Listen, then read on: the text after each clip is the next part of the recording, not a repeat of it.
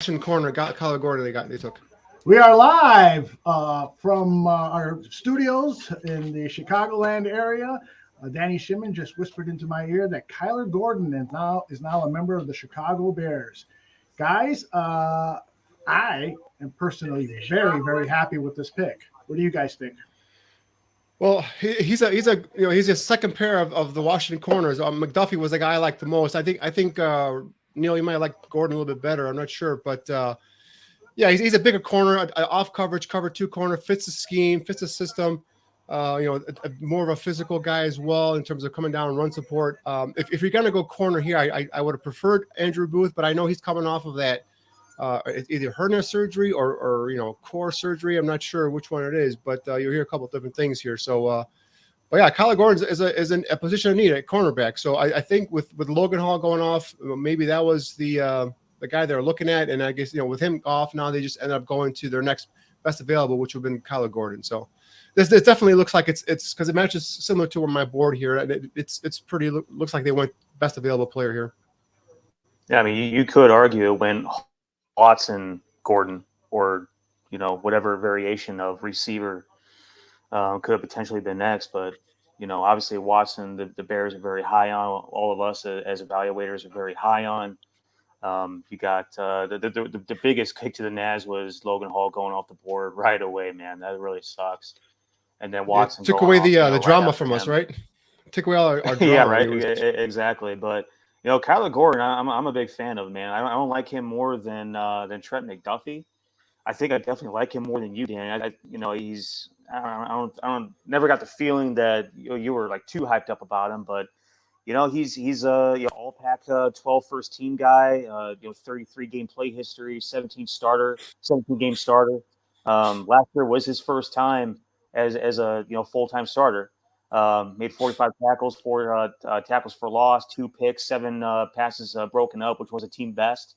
Kind of a similar situation in Washington as he had in Cincinnati, where you throw towards one guy because the other guy's so good, right? To me, quick reaction, could flip the hips, could really burst to the ball, got the pitter-patter feet, physicality, very willing tackler, able tackler, smooth and fluid in terms of his athletic ability, very good combine workout. You saw all these things translate from the workout onto the field, right? His game film shows a guy that's very solid in coverage.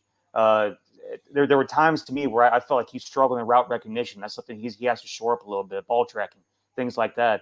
It looked at times where he questioned his instincts, but his physicality, it's something that you see. Granted, it's in flashes, but you see it on tape. It's what you need in this defense. You need a guy that's willing to be physical, to come up and make tackles, but also has the ability to play off, play zone, and be fluid in space and cover guys downfield.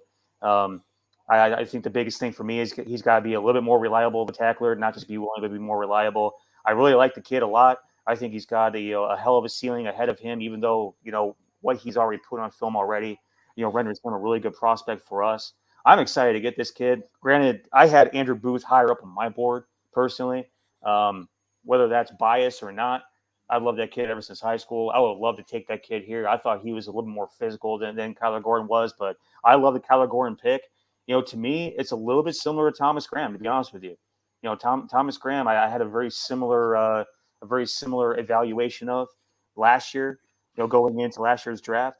Kyler Gordon, I think, is a little bit better of a player, in college on film, but Kyler Gordon also played his last year as well. So, be that as it may, I'm excited about the pick. We all should be excited about the pick. We have 4 outside corners now that can play next year immediately. Let's figure out what the best one is. Yeah, that's one thing. For me, McDuffie was the of the two. I liked him better. I think McDuffie was a better corner. Obviously, McDuffie goes in the first round. I don't think he worked out at the combine. I'm not sure if he was dealing with an injury or not. All I see is he ran a 4.52 40 for Gordon. But like I said, he's a bigger corner. I think it was 6'1" or 6'2" is what his measurements came in at. Oh, actually, I'm sorry, 5'11 and a half, 194. Yeah. He's got combine measurements. He's got a bunch of combine stuff. He jumped a 39.5, 10'8" in terms of explosion measurements. His quickness 3.96 and a 6.67 in the shuttle and the 3-cone, which is elite. His explosion in vertical and broad, his agility in shuttle and 3-cone, elite numbers. The 4.52, not great, but he definitely plays faster than 4.52, right? the 20 reps on the 225 bench too tells you that this is a strong kid. He's going to assert his physical will on guys. And even if you play him in press, there's a few clips of him playing press on film in Washington. He's able to execute that as well. So I think we got a really well-rounded kid in terms of how he plays on the field, how he performs athletically. I'm great with it. Yeah, I mean, for me, like I said, I'm not, I'm okay with it. I'm not great with it. I thought there were players of higher value on the board, possibly at different positions, possibly namely receiver. But and again, if you go with the corner position, obviously McQuarrie goes first. I do like McQuarrie, but I think Gordon is a better overall prospect than McQuarrie. But I was thinking McQuarrie more like maybe late second or third round if you're able to trade down or whatnot. So, but McQuarrie goes really high here, and I can see why his tape is that damn good. So, yeah, I mean, I'm okay with Gordon. I'm not as thrilled with it as you are. So I mean, we'll see. Like I say, you see some of his highlights. He's a guy that is physical in terms of coming up and supporting run defense. A couple times in coverage he gets lost, and he loses phase with a receiver and has some trouble getting back in phase. And some of that might be some of that recovery speed. So we'll see how it turns out. Definitely need position. I would have loved Andrew Booth Jr., but we talked about that injury, that core injury. That could be a serious thing, and obviously he couldn't test, he couldn't do anything, post combine, all that stuff. So maybe that's the reason why they went ahead and went with Gordon, as opposed to Booth. But definitely looked like they went best player available on their board, from what I could tell, and just kind of guessing here. So we'll see how it turns out. Now I'm just interested to see, are they going to stay at 48? Are they going to look to trade down and recoup some more picks for later on in the draft? So that'll be curious to see what happens here. I think 48 is kind of that prime position to be able to go ahead and trade down. The position still presents a lot of value, and you can still probably manage to get another couple picks before we get to the end of the top 100, top 115. I think that would be an ideal case situation if they can manage to swing that. We'll see what happens. We got where are we at here? We're rolling into 40. Got 9 more picks. See what happens. Yeah, the question in the chat room from Skox is, why did Booth fall so far? Bad injury, character? Injury concern? Injury concern. He has a hernia surgery. He had hernia surgery. To Greg Gabriel, he says that he was late for practice a number of times. His agent was not the most cooperative person. It's somebody who allegedly did not see his client practice at all. And so I think that really soured the taste of a lot of general managers, and that's why Booth may have fallen so far. Can I touch on that real quick? Like the whole Sure. agent thing. I spent a couple years as a pro liaison at Mississippi State, and I think, in terms of the value of the job and the rewarding feeling you get from the job, it's phenomenal, because you help mold kids you're sort of the bridge in between the coaching staff at the college and then the NFL, right? You're the guy taking in the scouts, the coordinators, the directors, the GMs, the assistant GMs, all those different type of people that come on campus to see these guys, right? And you feel like you're able, whenever they have questions, you're able to guide them. You're able to really tell the story of the kid to the NFL representative, whoever's sitting in your office that day. Mm-hmm. And granted, they're going to talk to everybody else on campus. I'm not the only person they're going to talk to. My position is the only person around college football that the NFL is going to talk to. But I think the one part about the entire experience of executing that role at Mississippi State was dealing with these damn agents. You got some guys out there that do not do a good job of just keeping things simple and humble. And plenty of agents want to pretend like they're so much bigger of a deal than the prospect just because they're in the unique position of representing a guy that may or may not be taken with a bunch of guaranteed cash. They're going to get a big payout, right? And that's the biggest pain in the ass about the whole thing, is that there's a lot of guys out there. They don't respect the rules. They don't respect boundaries. They try to one up big time, the people like me and the support staff at whatever schools that are involved on pro days. They want to act like they're VIP guys.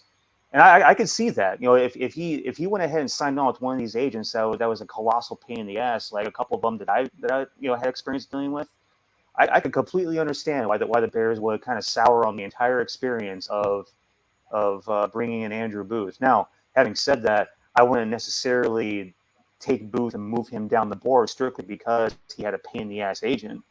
To me, I think Booth has much better, markedly better film than I kind of like our draft hats a little bit. Yeah, it has a markedly better film than Kyler Gordon.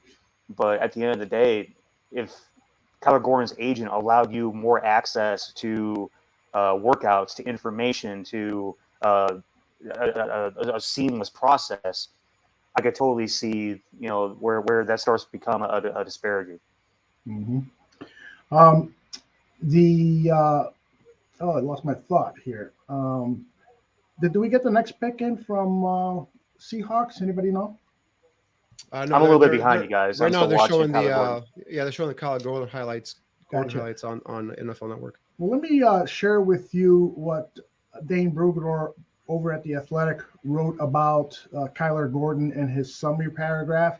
1-year starter at Washington, Gordon was primarily an outside linebacker in former head coach Jimmy Lake's defensive scheme, also lining up inside against the slot. After losing his starting job to Trent McDuffie in 2019, he worked his way back up the depth chart and earned first-team All-Pac-12 honors in 2021, leading the team in passes defended and interceptions. Gordon has freakish athletic abilities with the impressive acceleration to plant and drive or close the gap after a lost step. Although he played more decisive with his react in 2021, he is still figuring out how to dissect his keys and how to prepare for different types of route runners. Overall, Gordon needs to continue maturing his technique and cover awareness, but his fluidity and toughness are ideal for the next level as he continues to develop the mental side of the position. He has the skills to become a full-time NFL starter. No argument on any of that, right? No argument whatsoever. He's got the skill set to be a starter. That's not a doubt. There like I said, some things in terms of I'm lukewarm on the pick. I'm not really gun high for it. I'm not even not knocking it. I'm just kind of lukewarm on it because I mean there's some positives with the kid. We talked about the size. We talked about his ability to tackle. Be aggressive in terms of run defense and all that stuff. So that's all positives. And obviously we talked about the size. In terms of ball skills, only 7 passes defense, only 2 interceptions in his career.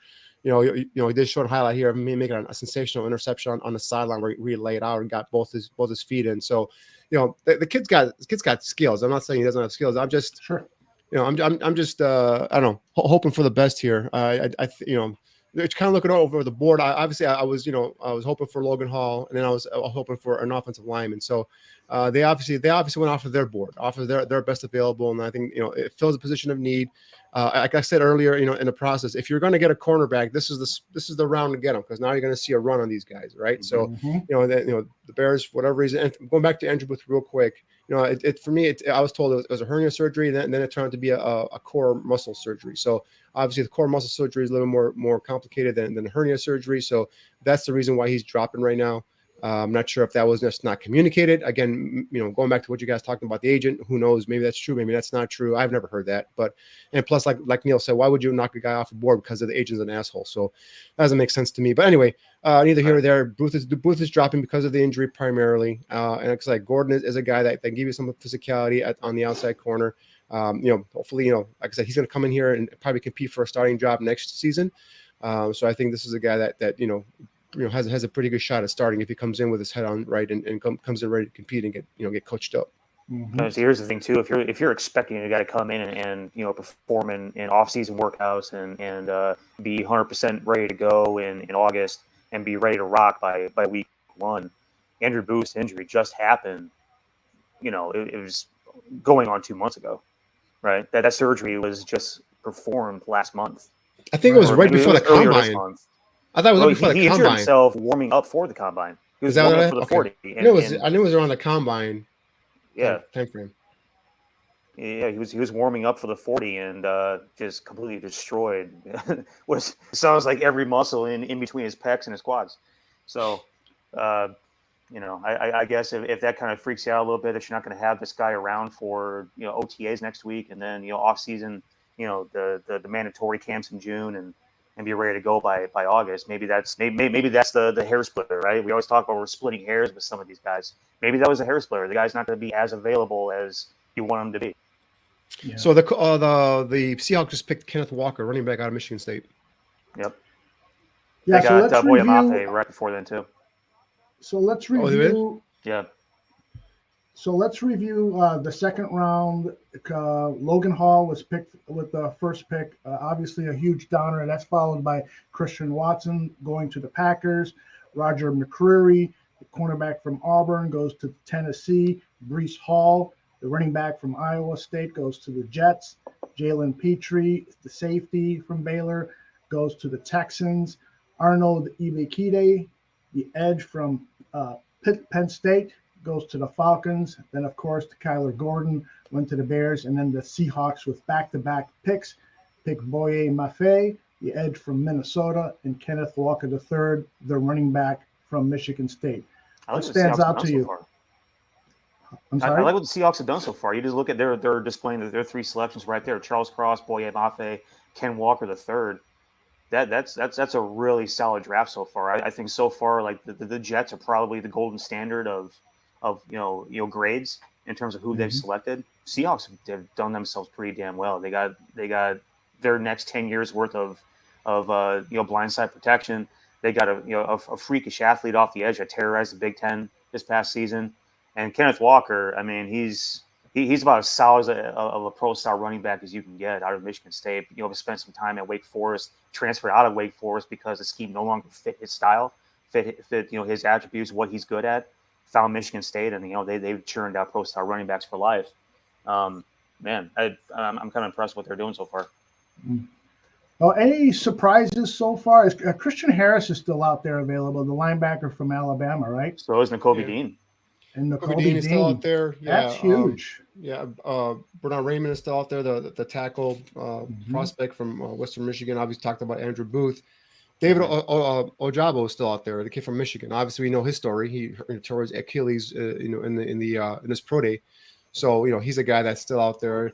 Malik Willis is still out there, the quarterback.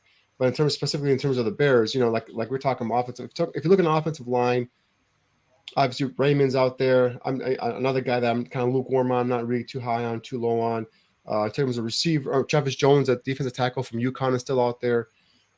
Sky Moore, the receiver from Western Michigan, is still out there. Obviously, Pickens is still out there. Alec Pierce, a guy that both Neil and I and a lot of the people here is still out there as well. So, for me, it was just like the Logan Hall thing really kind of was a gut punch. So, got to recover after that one. But I'm not sure if the Bears had him on their list or whatnot. And they just kind of bounced away to the next person, which would have been Kyler Gordon. So, we'll see what they do here. They're coming up in about 7 picks. Curious to see if anybody's going to want to trade up. They're going to want to trade back down to get more picks. So we'll see how it goes. But if they stay there, I mean, you're thinking offensive line, you're thinking receiver probably with pick 48. I think at this point in the process, I think maybe now you're starting to maybe look at in the next round for a defensive tackle, maybe a DeMarvin Leal, a guy we talked from Texas A&M. I think he might be. I don't know his range. I've heard second round, I've heard third round. Some people loved his athletic ability. Some people don't like his tape. So I'm not sure. So that guy could be a possibility there as well. Or they might go here 48. I don't know. We'll see with DeMarvin Leal in terms of a 3 technique there. So a total of how many quarterbacks are off the board now? 2? Just one. Just one. Okay. Yeah. So there is the possibility that a team might want to trade with the Bears to leapfrog somebody and choose a quarterback. Well, that's what I was predicting. I thought Atlanta, and then sure enough, I saw Atlanta jump up to 38 right before the Bears. I'm like, okay, either they're trying to take a player the Bears wanted, or they made a trade for a quarterback, and then but they went and took the kid from Penn State, the outside pass rusher. So, I'm not sure if they thought the Bears were going to go after that guy. That guy's more of a 3-4 outside linebacker as opposed. He's like 6'2", 250 pounds. So I'm not sure if they thought he was going to be someone the Bears were looking at. I'm not sure why they jumped specifically in front of the Bears, but could have been coincidence. They could have thought that Seahawks were going to take him because Seahawks took the Boye Mafe kid at 40. Could have been jumped before the Bears. Yeah, and then I would hope the Bears would have made a maybe the Bears didn't want to trade down because they like Gordon and they feel like that was their best corner on the board left, and they were going to go with that kid. So that's the reason why the Bears didn't trade back down with the Falcons. So that's the thing. Like, to me, Kyler Gordon isn't a guy that you stick around for. If you happen to be there and he's available, you take him. He's not a guy that I would go out of my way to make sure I stay at 39-4. I wonder what the trade offer would have been at 39 from the Atlanta Falcons to see, what they could have given us to move back a little bit, because I'm still looking at my list. I still have 1, 2, 3, 4, 5, 6, 7 guys on my cornerback board that are going to fall either at the tail end of this round or at the tail end of the day. All right, so and the front net of tomorrow too. I mean, let's go ahead and be honest. There's a couple of these guys that you can still find, in rounds 4 and 5. They're still going to come in and be highly competitive and probably play next year. I was just going to say, here's some bad news, but Foster cover just broke it here. The Vikings took Booth, so he's in our division now. Well, we'll see. I'm getting kind of tired of guys that we love ended up on other teams in our division, man. That's starting to really chat my ass a little bit. Hey, maybe we should go back to be the NFC North bar room, because seriously though. That's fun. So apparently, looks like the Giants are made a trade now. They're back on the clock. So, but man, it's so much willing and dealing. How the hell far ahead are you? I have a little thing I get updates on. Yeah, I got some secrets. Huh? I got some cheat codes. Those are cheat codes. They weren't working yesterday. They're working today. Mm-hmm. All right. I think he would share stuff like that. You got a mole in Vegas? Is that what's going on? You got what happens in Vegas? What happens in Vegas stays in Vegas, right? That's the saying. So, well, not tonight. If you hire an intern, good for you. So I'm thinking around out there. So I'm thinking at pick 48 right now. I mean, there's so many good players left. There's so many positions. It's like I kind of want to trade down. I hope they trade down. Obviously, you need a partner that's going to want to trade up. But I also kind of want to take a player there, and the player I'm kind of thinking about right now is Alec Pierce. Mm-hmm. And then I'm always so worried because I want an offensive lineman, and I also want a 3 technique. So it's one of those things where you're like, well, do you prefer to trade down and get more picks? That gives you more options, more bites at the apple. But some of the players that you want, or specifically I want, might not be there. So yeah. That's what makes it right though, and you get compensated something in the low 60s. I still feel like Pierce could potentially be there towards the tail end of round 2. If you get compensated from 48 with something in the low 60s, somewhere between 61 and 63, or 60 and 63, I still feel like Pierce could probably be there. Yeah, Steven, I've heard some bad things about George Pickens in terms of off the field. So I'm not sure you really want him on the Bears. Yeah, I mean, we just came off of the Javon Wims and Anthony Miller experience. I'm kind of over the immature wide receiver guy. I'm over the diva, playmaker that only hurts the team. I'm kind of over those guys. You want to find where's AC Aaron Kern? Were you out there, man? Your boy Wandale Robinson just became a New York Giant. Is that right? Wow. Yeah. That's a bit rich for me, but hey. Yeah, he's sort of a gadget wide receiver in the mold of a Tariq Cohen, electrifying player. But you'd think he would be more of a 3rd round draft pick. For him to leapfrog over Pierce and some of the other wide receivers, right? Sky Moore, yeah. So where is he going? I'm still watching the Vikings pick. Where is he going? You said the Giants. Yeah. Hey, Aldo, you gotta come up with a new graphic. Just put spoiler alert on the screen before Danny goes ahead and ruins it for everybody else. I won't say anything. Hey, tell your intern to calm down over there. I'm just getting information. That's all I'm doing. I'm spreading it to my listeners and my people. That's good stuff. Whoever this is announcing the Vikings pick has got all kinds of freaking energy, man. Not as much as our boy shit. I from New York, the Make-A-Wish kid. Yeah, the kid from New York. Price. I think it was Sam Martin. Wasn't it Sam Martin? Sam Price. Sam Price. Price? Sam Price. Okay. Yeah, dude, I was feeling that energy all morning. Still waking up, ready to go. That dude got me hyped up yesterday. I'm not even gonna lie to you. So let's go back to the cornerback position just for another couple of minutes. You guys may have talked about this, and I may have missed it while I was multitasking back here. But so you go into camp with the speculation, the hope that your starting quarterbacks are now Jaylen Johnson and Kyler Gordon for game one. And so what do you think is... Well, you don't want to give the rookie the job off right, the, but I mean, your hope Yes. is that he's going to earn that starting job. So where does that leave the slot cornerback position, which is essentially another starter role?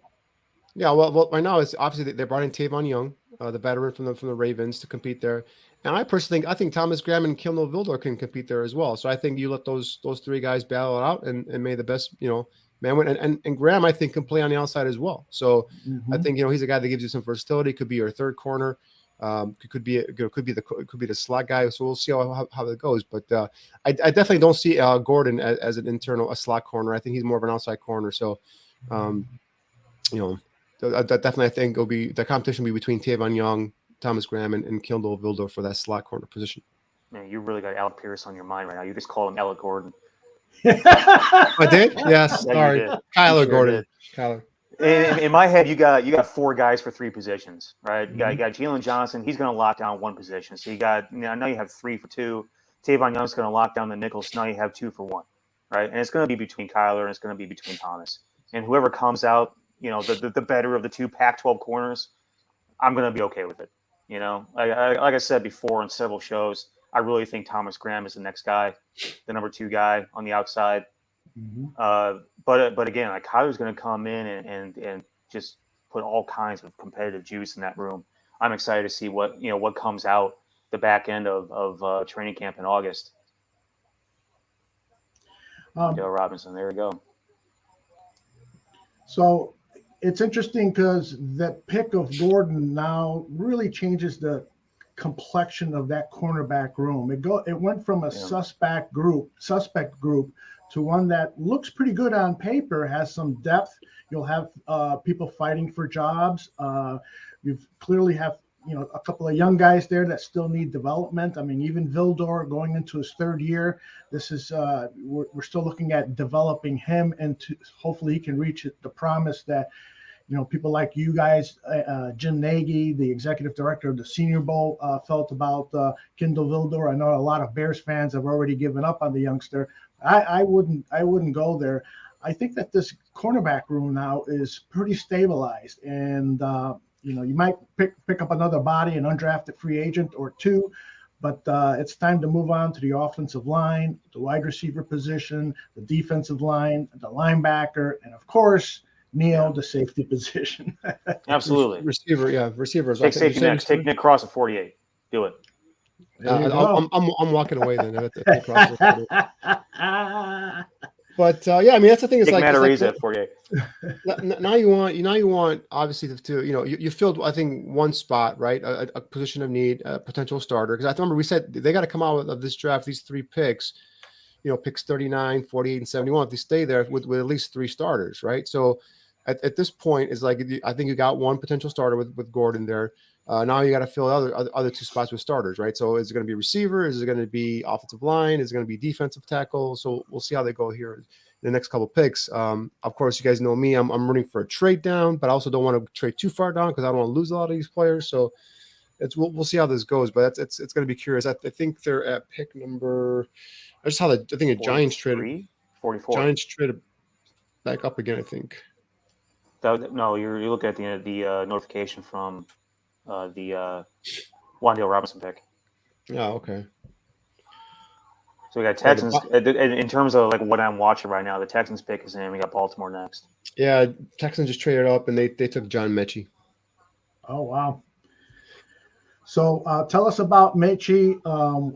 This guy. A lot of people were talking about him as a potential first-round pick at the start of the college football season last year, but he drops now to the middle of the 2nd round. Why did he fall so far? And what are his prospects as a pro? Well, it's the ACL. Yeah, exactly. He tore his ACL as well. In the conference championship game, I believe it was the Yeah, SEC conference championship game is where he tore his ACL. right. He's a guy And that during stepped spring workouts. he stepped up when Devontae Smith took off, to the NFL last year, and he was their lead receiver. Him and obviously Jameson Williams, and he's more of a guy that can operate within the slot primarily, I think, but also a guy that can operate a little bit on the outside. Doesn't have the blazing speed. I think he was more of a low 4.5 kind of guy. But he's a tough receiver. I think he's a guy that, obviously if the ACL checks out, he's a guy that could come in and compete for a lot of playing time as a rookie. So he's another smooth catcher. But I liked him when they used him in the slot a lot, Metchie. So I think that's where he took advantage of some of his skill set there versus some of the smaller cornerbacks. So curious to see if that's the position that they put him in at the next level. Yeah, I completely agree. I like the kid's just explosive playmaking ability. Another one of those guys that, along the line of explosive playmakers in the passing game that Alabama's been churning out the recent years. He kind of not on the level of Jalen Waddle, but he's sort of in the mold of the Jalen Waddle to me.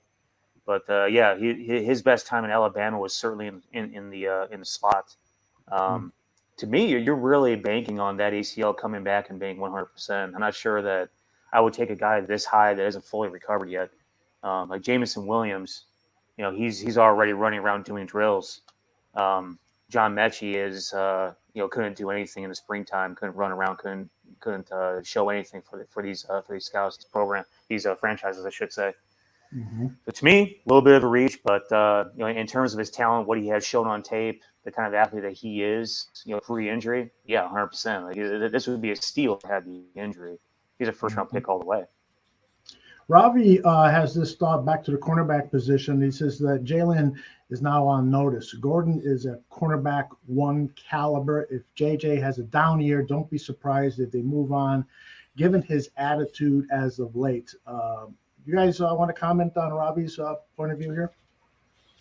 I don't agree with that. I don't think that's the case. I mean, I think Jaylen Johnson. All of a sudden, everyone thinks he's a troublemaker, a head case. I'm not sure, just because he spoke up last year. It's a new regime. It's a new management team. It's a new coaching staff. Whatever happened last year, you guys just wash it out. It's gone. It's done. It's a new start for these guys. Whatever happens, it's day one now. So, and you need 2 cornerbacks. So if you think Jaylen Johnson is going to be kicked out the door because they drafted Kyler Gordon, I think that's a little bit premature. I'm not sure where they even came from, but. Yeah, no, you needed a cornerback. It was a neat position. They went and got a guy that they think can come in and compete to start. So that's how it is. Simple as that. I think that the concern with Jaylen is that he shows up late to a meeting, and no player should ever be late for a meeting. Instead of being 5 minutes late, you should be 15 minutes early.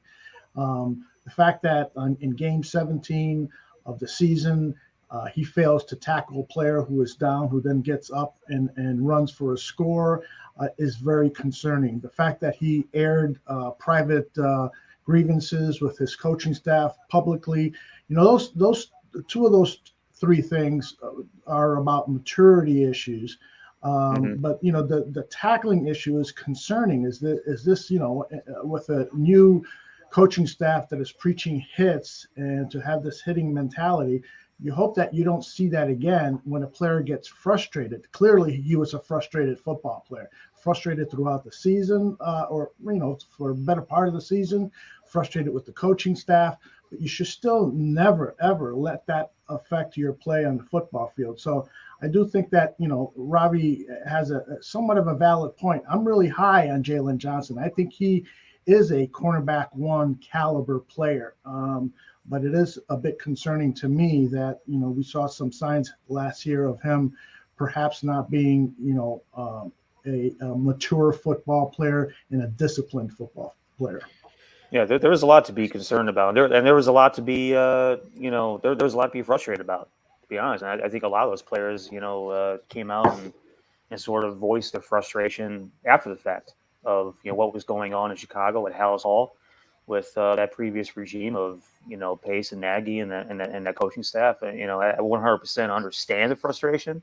I feel like there's better ways to, in a mature way, deal with the frustration than going to Twitter and start being petty and passive aggressive about everything. But at the same time, maybe that's a product of a young kid still, growing into himself, mentally. I feel like this new crew number one is going to, reel everybody back in. You've already seen, I mean, arguably something I haven't seen out of Eddie Jackson since he got his contract. Somebody that's kind of bought into the system. He seems positive. He seems ready to work and, show up to practice. And, he's got positive things to say about, the simplicity of being able to understand the concepts and the schemes of, the defense that they're trying to establish in there.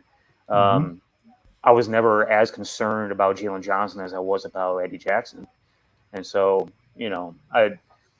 I want to go ahead and chalk that up to just being a product of the situation and a kid that was still a little bit on the immature side. You hope that this little change of circumstances, eliminates all that stuff that we saw in the offseason. And again, it wasn't like it was a lot either. I mean, it was like a tweet here and a tweet there, and he said something at a press conference. I mean, it was like 2 or 3 instances where you're listening to things that come out of his mouth, like, I probably shouldn't have said that, right? Eddie Jackson, to me, is the one that's a little bit more outspoken, a little bit more flamboyant, a little bit more of a concern, a little bit more of a head case. That's the one I'm really looking at, and with like a magnifying glass. Like, what are you doing this offseason to show up and not be the Eddie Jackson of 2019, 2020, 2021, right?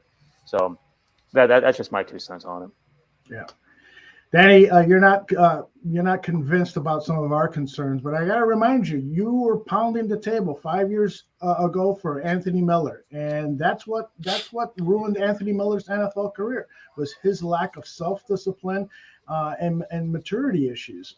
So to me, it's always a concern. Miller's rookie season with the Chicago Bears was outstanding. He laid a promise there that he was going to be an outstanding wide receiver. I think he had 6 touchdowns in his rookie season. 7. He made big play after big play, but there's a reason he's not in the NFL, and it's his fault. It's not the fault of anyone else. Right, but each case is different than the other person, Absolutely. right? Jaylen Johnson spoke up about what was going on in that locker room, and that none of us knew what was going on in that locker room. We all thought the players loved that staff and they play hard for that staff, but it turns out there was a lot of issues there with that staff. From the Mitchell Trubisky stuff, from the Allen Robinson stuff, from the Jaylen Johnson stuff. It was just a coaching staff they knew that they were probably going to lose their jobs, and it looks like they had checked out on the players. So at that point, I'm not going to hold that against Jaylen Johnson. Now, like you guys said, it's a new staff, it's a new start, a clean slate. I'm not going to go out there and put something out there like Jaylen Johnson is on on notice here because they took a corner here in the first round. That's just not something that I'm going to believe in. So if Jaylen Johnson continues with some of the stuff that we saw on the field last year, where we talked about the not touching the player down when he was on the receiver down when he was on the ground, that continues, that's going to be a problem. That's something that this coaching staff's got to deal with. What was that? Was that the Rams game?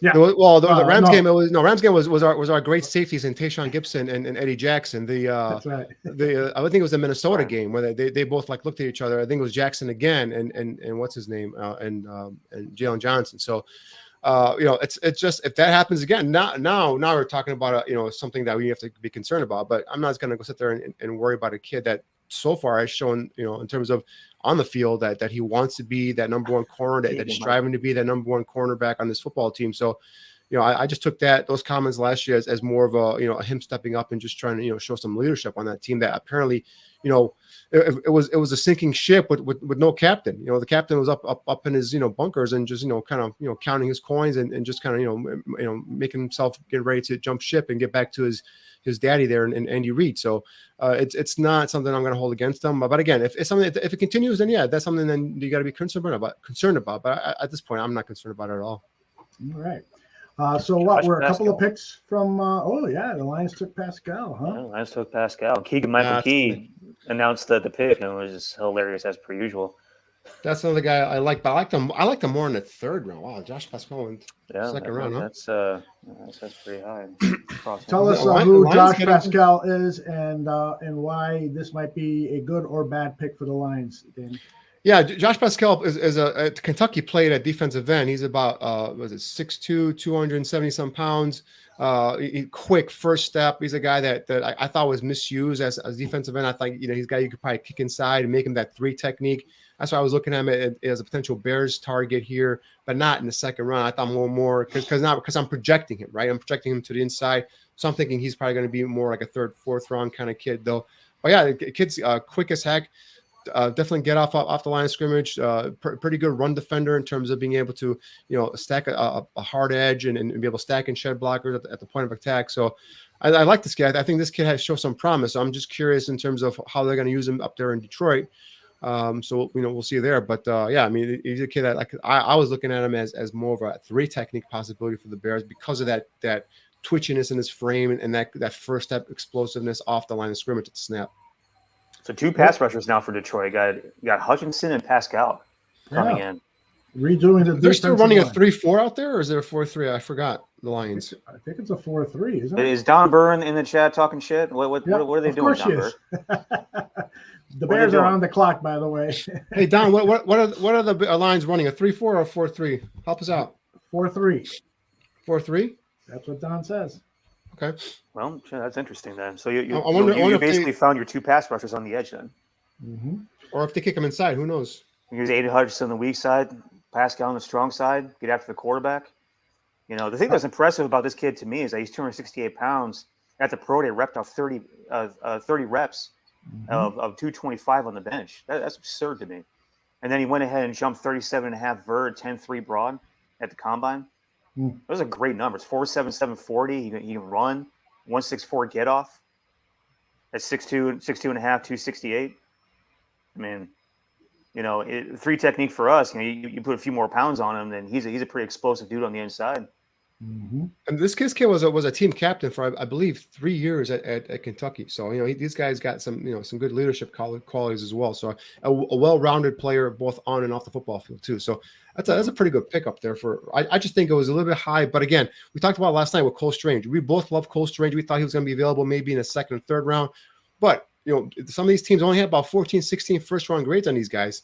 So they figure, hey, if we got to pick someone here in the 20s and we got a second-round grade, might as well just take them here because, if we trade down, we might not get them in the third round or something like that. So Right. There's a lot to be said for just going and getting your guy, right? There's a lot to be said for that. And, to be honest, I'm looking at my offensive line board right now. Strange was once you get past kind of like the elite dudes that were taken in the first round, Strange was the next guy for me. Wow, this is a shocker to me. The cornerback going to the Commanders. DeMar Mathis is going to Washington. No, that's the D line from Alabama, Falarian. Okay. Fedarian. My bad. Sorry about that. Okay. So that puts the Bears on the clock, and so it's time for us to speculate as to who that Bears pick is going to be. Neil, why don't you go first and let me know who you'd like to see the Chicago Bears pick with this next pick, given that it looks like they're not going to trade it. Yeah, right. Exactly. No trade yet. And we were getting to about this point last year, but got cut short from me saying, well, no trade yet. Of course, here we are on the clock with, pick 48. And I'm looking at my board. And I'm looking at probably my top wide receiver on my board being Alec Pierce. I'm looking at my top interior defensive lineman being Travis Jones. I'm looking at my top offensive lineman left, probably. Man, this could go a lot of different ways, to be honest with you. I don't think any of these guys are round 2 guys that I have. I think they're round 3 guys at 71. So, the way you look at it is that with Alec Pierce still there, with us being in a tremendous need for an outside receiver, I felt going into today, your 2 biggest holes are probably left tackle and outside receiver. I understand that we need that 3 technique. We need that special dude. We have players that could be, at the very least, functional and successful at that position this upcoming season with Jones and with why would I always blank on names? Marvin? Getting old, man.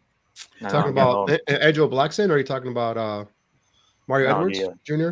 Mario Edwards. You got Mario Edwards that is going to be probably the swing guy inside. You're probably going to go with, at least I would like to see them go with Alec Pierce here to fill that other hole at outside receiver with a guy that we know, fits the mold. What about you, Danny? For me, like the kid that I want right now, but it might be a little bit too high is Nicholas Petit-Ferrer in terms of left tackle. That's the left tackle prospect I have. I obviously talked about Raymond. He's a prospect that I have some questions on, but he's a guy that I could see playing left tackle in the next level. Jaquan Brisker is not a guy I'm looking at here. I'm not looking at no safety in this pick here. Danny hates safeties. Don't you guys know already? I hate safeties. Yes. So I'm thinking some offensive or defensive line is what I prefer here. But like Neil just said, the pickings are slim right now, and then preferably I'd like to go ahead and kind of trade down here, and get some. But again, now you need a team that's going to want to trade up. It's going to want to give you something that's worthwhile trading down. So, if they stick here, obviously I think they might go receiver, and I think it's going to be either Sky Moore or Alec Pierce. So, or the good surprises and go DeMarvin Leal. Like I said, he's a guy I thought might be maybe available in the third round with pick 71, but he could just. These guys are coming off the board now, and we've seen a couple of guys like Mathis, who's primarily just a run stuffer guy, right? Shows some ability to get upfield, but Ron Rivera goes in and takes him there with Washington, and I think they have the whole defensive line might be all except for Young, might be all Alabama boys there. So they like getting those Crimson Tide up there in Washington, but and then Pascal goes right now too. So there's a little bit of a run here on defensive linemen, so you might want to go and grab one now. If there's one you like, right? Don't just take one and take one, right? If right, exactly.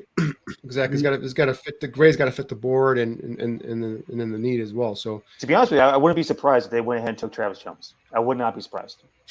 I wouldn't be surprised either. If it doesn't fit the primary need, which is what I think is a 3 technique. Right. He's a guy that I think unique player though. Yeah, it could be a 1 technique, could be a power play in the middle there. Oh my God. He's not happy. Don't say it. Let everybody else find out. Let us all find out together. Somebody in the chat room is going to put it up, so you might as well say it. It's Brisker from Penn State. Hey, safeties are important. Yep. The secondary is important. I'm telling you. Well, I don't know. They might have some plan then for post free agency in terms of filling that defensive tackle position and offensive tackle position, because if you're going to tell me you're going to walk out there with what's his name playing left tackle, Larry Borum or Tevin Jenkins, and you're putting Justin Fields at harm's way. So I'm no trade down. They stayed pat. They didn't take a receiver. They didn't fill the offensive tackle position. They went with a safety, for crying out loud. Now this safety is an athletic kid. This is a big kid, about 6'1". A fast, athletic. He's a guy that could come down and cover. Although you were liking safeties come down and cover slot tight ends and receivers, this guy has some of that ability. 199. Yeah. So, athletic kid. But I just, again, not a player I would have taken here. Well, yeah, you wouldn't take a safety in this draft, so we know that. Take that, Danny. Take that. So we're looking at some highlights of him. What do you know about him, Niel Stopczynski? Honestly, I didn't put a whole lot of work into him because I didn't really feel like he was going to be there for us. Mm-hmm. I didn't think that he was, number one, at the very beginning of the season, think he was going to make it out of the first round. Number two, I didn't think that we were going to be taking a safety this high, right? I kept on saying, even though Danny wants to say I want to take a safety in the first round, that's garbage. I was thinking more around 3, around pick 71, or if we acquire picks, around picks 85, 95, somewhere in there is kind of like the wheelhouse where I thought somebody like a Nick Cross would be available. And that was one of the first safeties that I brought up that I really, really liked. But, the thing about Brisker is that, he was one of the highest rated kids in college football the past couple of years in the safety position. Gives you a lot of range out there. I don't know too much about his physicality. But he's definitely got great field awareness. He's got great athletic ability. If I can just rattle off what he did at the combine real quick, he ran 4.49, 1.5 get off, 34.5 vert, 10.4 broad jump, 4.19 shuttle, 6.91 3 cone, and repped out 22 of 225 on the bench, which is pretty impressive. So, pretty, decent length at 76 wingspan, 31.6 arms. But a guy back there that, to me, in terms of safeties the past couple of years, he's a guy that you can trust. And I keep talking all the time about how you don't have anybody in that room that you can trust right now. And, Jaquan Brisker is a guy that I think that could come in and you can trust right away. So hopefully he ends up being that type of guy again. I didn't put a whole lot of work into, his film this year. But, just coming off of what I've seen over the past couple years, watching Penn State games, watching a lot of Big Ten football, I like the kid. I just didn't think that we were going to get to him, or he was going to get to us, I should say. They were talking about Kyler Gordon in terms of putting Jaylen Johnson on notice. This kid puts Eddie Jackson on notice. Mm-hmm. So, a guy that's got that, deep half kind of range, the speed to go sideline to sideline.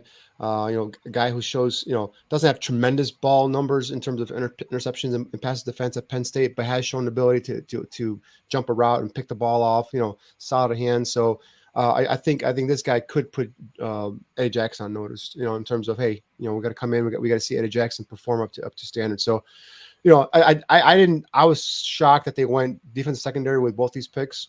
Obviously I think he's a guy that's going to come in and initially compete for the starting job opposite of Eddie Jackson. And we'll see where it goes from there. But it's not a pick that I would have made here, especially now with those needs up front. Well, let's take a look at some of the tape. You see him circled here. What would you call his spot there? Maybe that's just a cover 3 or whatever. Danny, Well, their trips to the left, so there's no receiver on the right, so he's down, probably playing the flat. Okay, and watch him explode towards the ball carrier as I roll through this in slow motion.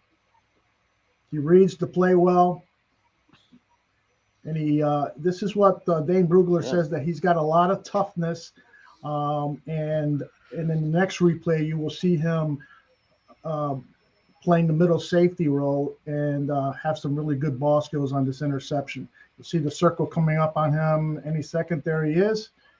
A red zone play. This is against Wisconsin. And he intercepts the ball to the tight end. He's a heady kid. Yeah. He's got soft hands. He's got to make a play like that. Just basically, jump up and snatch the ball out of the air like that. So, he's got athletic ability. That's no doubt about it. Mm-hmm. But just going back to me, and I just there are bigger needs. Again, the one fair thing to say about them is Ryan Poles and crew. They stick to the board, it appears like, because I think both Gordon and Brisker were the best available players. On the board available, currently speaking, right? So I think, these guys were both, some of them were day 1 guys, but, some had them as a day 2 guy at least. So, they didn't reach or anything like that. So that's the one thing you could kind of take away from his first draft here is he hasn't reached for players if he has a need. He's gonna stay true to his board with these first two picks here. Listen, I was telling you guys from the very beginning, though, that safety room scared the shit out of me. I'm telling you. Mm-hmm. I know agree, you hate safeties. You can go ahead and just put lawn chairs back there for all you care. But that's not what I said, Neil. What I'm saying is you have a need at offensive and defensive line. This is what I'm saying. And I'll try and say it one more time so everyone, not just you, but everyone understands what I mean here. Offense and defensive line. If you have holes on offense and defensive line, you have holes in your team. So for me, in order for me to pick a safety this high, I better make sure I have my defensive line and my front 7 is stacked and it's good to go. If I have issues there, I'm not gonna go get a safety. I'm not saying you never draft a safety. No, if you come into a draft where you have a solid defensive line, you have no holes at tackle or anything like that. Okay, your safety is the highest rated player on the board. You go out and make a play for safety, but you have no 3 technique. And this team doesn't That's function not true. That's not true. Justin Jones is not a pressure 3 technique. He's not. Well, he's not. He's a rotational player. That's all he is. Danny, if you could listen a little bit, that might be helpful for you to understand our point of view here. The fact of the matter is that there are 3 techniques on the roster already. Mario Edwards, Greg is adamant that Mario Edwards is going to be a very good 3 tech in this defense. The other guy that they signed in place of Ogunjobi is also a 3 tech. He is not that superlative Tommy Harris 3 tech, but the guy that would easily replace him, I think, would have been Logan Hall, and he's gone. And then when you add to the fact what Neil and I have been saying for the last few weeks is that the safety and defensive backs in football now, their value is higher than ever. And so if you are going to be covering these outstanding receivers that are the college football is churning out year after year after year, you have got to have guys who are ball hawks. You have got to have guys who can play the slot and be interchangeable and move around and have versatility and so forth. And we know that Eddie Jackson isn't that. And so your concerns about the offensive and defensive line, we have the same concerns about the safety position. It is weak. It is tremendously weak. And if you think that DeAndre Houston Carson, now at the age of 27 or 28, is going to step into a starting role and play at a high level, then give me some of what you're drinking, because I'd like to have that optimism about him. I just know the Super Bowl champions last year won the Super Bowl. Your defense had a stout defensive line and a front seven. That's it. And they picked a guy who's sitting on his couch, 3 weeks prior to the playoff starting, and they won a Super Bowl with that guy coming in and playing safety. So that to me is proof in the pudding right there. So if your offensive defensive line suck, your team sucks. So if the Bears want to continue to play this game where they're going to just pluck guys in and put them here and there on offensive defense, and then they're going to get Justin Fields killed, primarily on offense too. Defensive, okay, fine. I can take Mario Edwards coming in at 3 technique, give him a shot, and go ahead and see what he does there. No problem.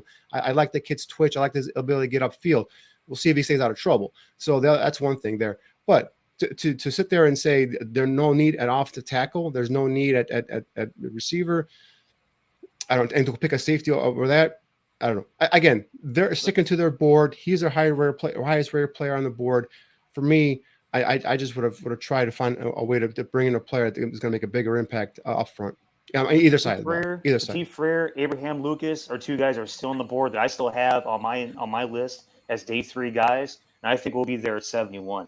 You still have Matt Waletzko that you'll probably get in like round 5 or 6. Bernard Raymond is still there. For a guy that I didn't really like taking in the second round, is still there as a really athletic, developmental guy that has unique traits. I don't think that anybody's saying that nobody's trying to that these guys aren't trying to get a left tackle or an offensive lineman in some way, shape, or form in this draft. But I think that between what is left on the board and the position that scared the hell out of you, safety scares the hell out of me. I just didn't think they were going to do in the second round. I thought they were going to do in the third, if anything. Offensive tackle, what has gone off the board so far doesn't make a whole lot of sense with who's left to take him this high. I think 71 is going to be a perfect opportunity to get one of these 3 guys that are left that I think can come in and compete at that left tackle position right away. But again, we're still talking about a position that is unique in and of itself. The inherent idea of left tackle, the highest paid position on the team outside of quarterback, that it has only 3, probably 4 elite guys in this draft that are taking the top 15 picks. What you have left is just a bunch of question marks anyways. And I think that 3 of these guys could potentially be there in round 3 at 71. Raymond might get picked before 71. I think Petit Frere and Lucas will probably be there. So it'll be interesting to me to see once we get to 71, if they go ahead and pick one of these big, long, athletic dudes to compete there at left tackle, then we're also attacking another glaring hole that we have that scares the hell out of me. Yeah, the offensive line, there is a lot of intriguing candidates left, and as Neil mentions, if the Bears don't move up and if they do stick with the 71st pick, which is in the 3rd round, there could be some very intriguing candidates who could come in and not be a plug and play, definitely not a plug and play offensive lineman, but guys that could give the team depth. And it's way too early, of course, for the coaching staff to have made assessments on offensive and defensive line play in the voluntary minicamp, but they have had enough time to assess how quickly they are grasping concepts, how quickly they are grasping this scheme. And so if they perhaps, if they didn't reach for an offensive or defensive lineman with these 2 second-round picks, perhaps there was at least a sense of satisfaction that they can work with the talent already available. And let's not forget that there are other key player acquisition periods still available to us. There are veteran offensive linemen still on the board. While Eric Fisher would not, of course, be a long-term answer at the left tackle position, he could be a bridge guy. Guys, we're not going to solve all of the problems with this draft, not with 6 picks, not with no first rounder.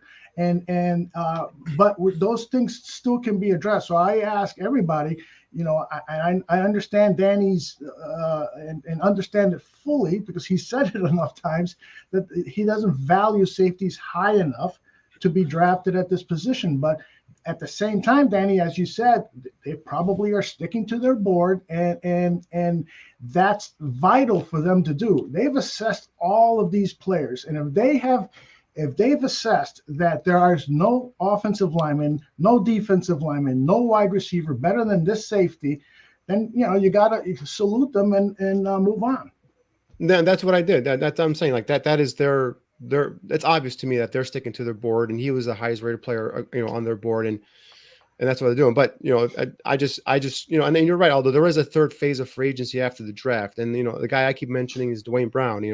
Veteran guy. If you could get him in here somehow to man up that left tackle position, we'll see what happens. But I just don't know how. They intend to prove up front if they're not going to invest in anything in those, like, again, and maybe Ogunjobi comes back, they can circle back around on that free agent deal and he can be signed, and they'll take care of that position, which is fine. These are all things that we don't know now, right? So these are things that could happen in the future. So obviously they know what they know, and obviously if they have an idea of who they can get after the draft in terms of veterans to fill up spots and fill up holes, that's a different story, right? So then you can kind of change your tune there. But this is just kind of looking at it from here. Say they don't make any other free agent acquisitions. It's tough to take from my spot here. I hear you.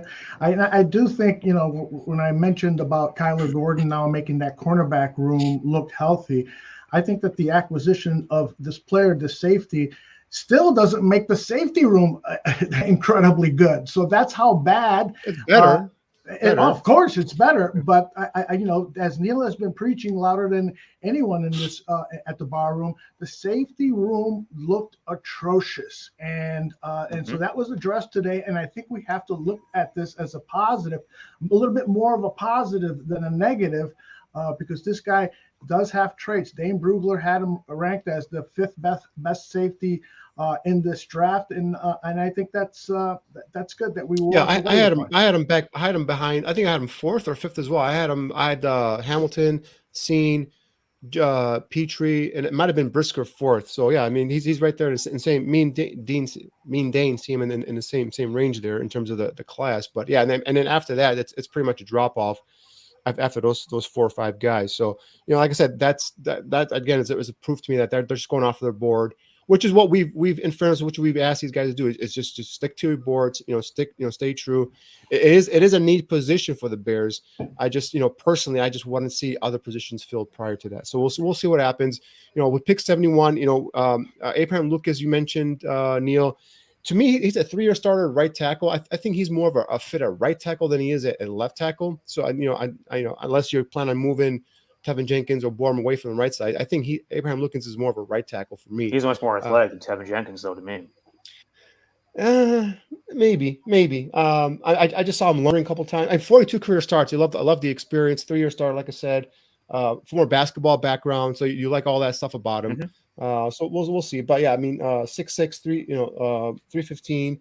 We'll see if he's there. Obviously, Nicholas Petit-Ferré, if he's there at 71, that kind of makes me feel a little bit better there. But and then we're talking about receivers again. Are they going to? I know I've told people to be patient. Be patient. There's going to be guys. Tyquan Thorne just went right now. This is the guy that I was actually looking at. Hopefully in day 3, but he just went right now in the 2nd round to the Patriots. So, how about that? Do you think the Patriots can actually develop a receiver for once? Well, I mean, they traded for Devontae Parker, so they brought him in. And Thorne's just a speed guy right now. He's just a go route guy. He runs basically 2 or 3 routes. The corner routes and the go routes. So he probably just be brought in to just kind of spread that defense, try to take that top off of defense there. So. I think again the Patriots are just making picks for players I like. I just think they're a little bit too high, in terms of. But again, this is the kind of draft where you go with what you see in terms of your board, and exactly. Because like I said, it was a little not that top heavy and all that stuff. So interesting, like I said, David Bell is still out there, receiver guys. So Pierce is still out there, Sky Moore is still out there. Just unfortunately the Bears don't have many picks to get these guys. So now we got to see who drops to them. So way too many holes. Way too many holes. Exactly. But given that, would you guys be upset if Poles went into next year's draft and packaged it with something else or someone else so that he could move back into the second round and pick one of these wide receivers or offensive linemen? No, do not touch next year's draft. Do not touch next year's draft. If the Bears are trending the way we think they're trending, right, they're going to, kind of maybe take their lumps that first year, try and be competitive, maybe win 7 games. You may have another top 10 pick, right?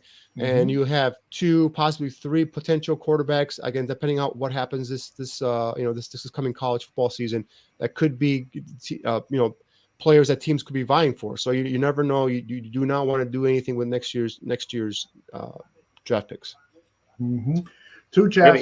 We have 8 picks next year too. That's right. We do have an extra pick and could have another one if. My thing is, what happens with Robert Quinn? Are they going to trade him? Could he be used as a chip here to get back into this 3rd round or 4th round or whatnot? Maybe get a 4th round pick this year and a 2nd or 3rd round pick next year, something like that. I'm curious to see. I know all the reports came out saying that they're not trading him. I don't know. I kind of find it hard to believe that they would not trade him. Yeah, I agree with you, Danny, but at the same time, the fact that they put him out there in front of the media and then they released this statement saying that they're not interested in trading him, I think they would have to be blown away by an offer. And then, they would call Robert and say, Robert, we talked about how much we want you here, but we got the offer that we really need for this to rebuild this team.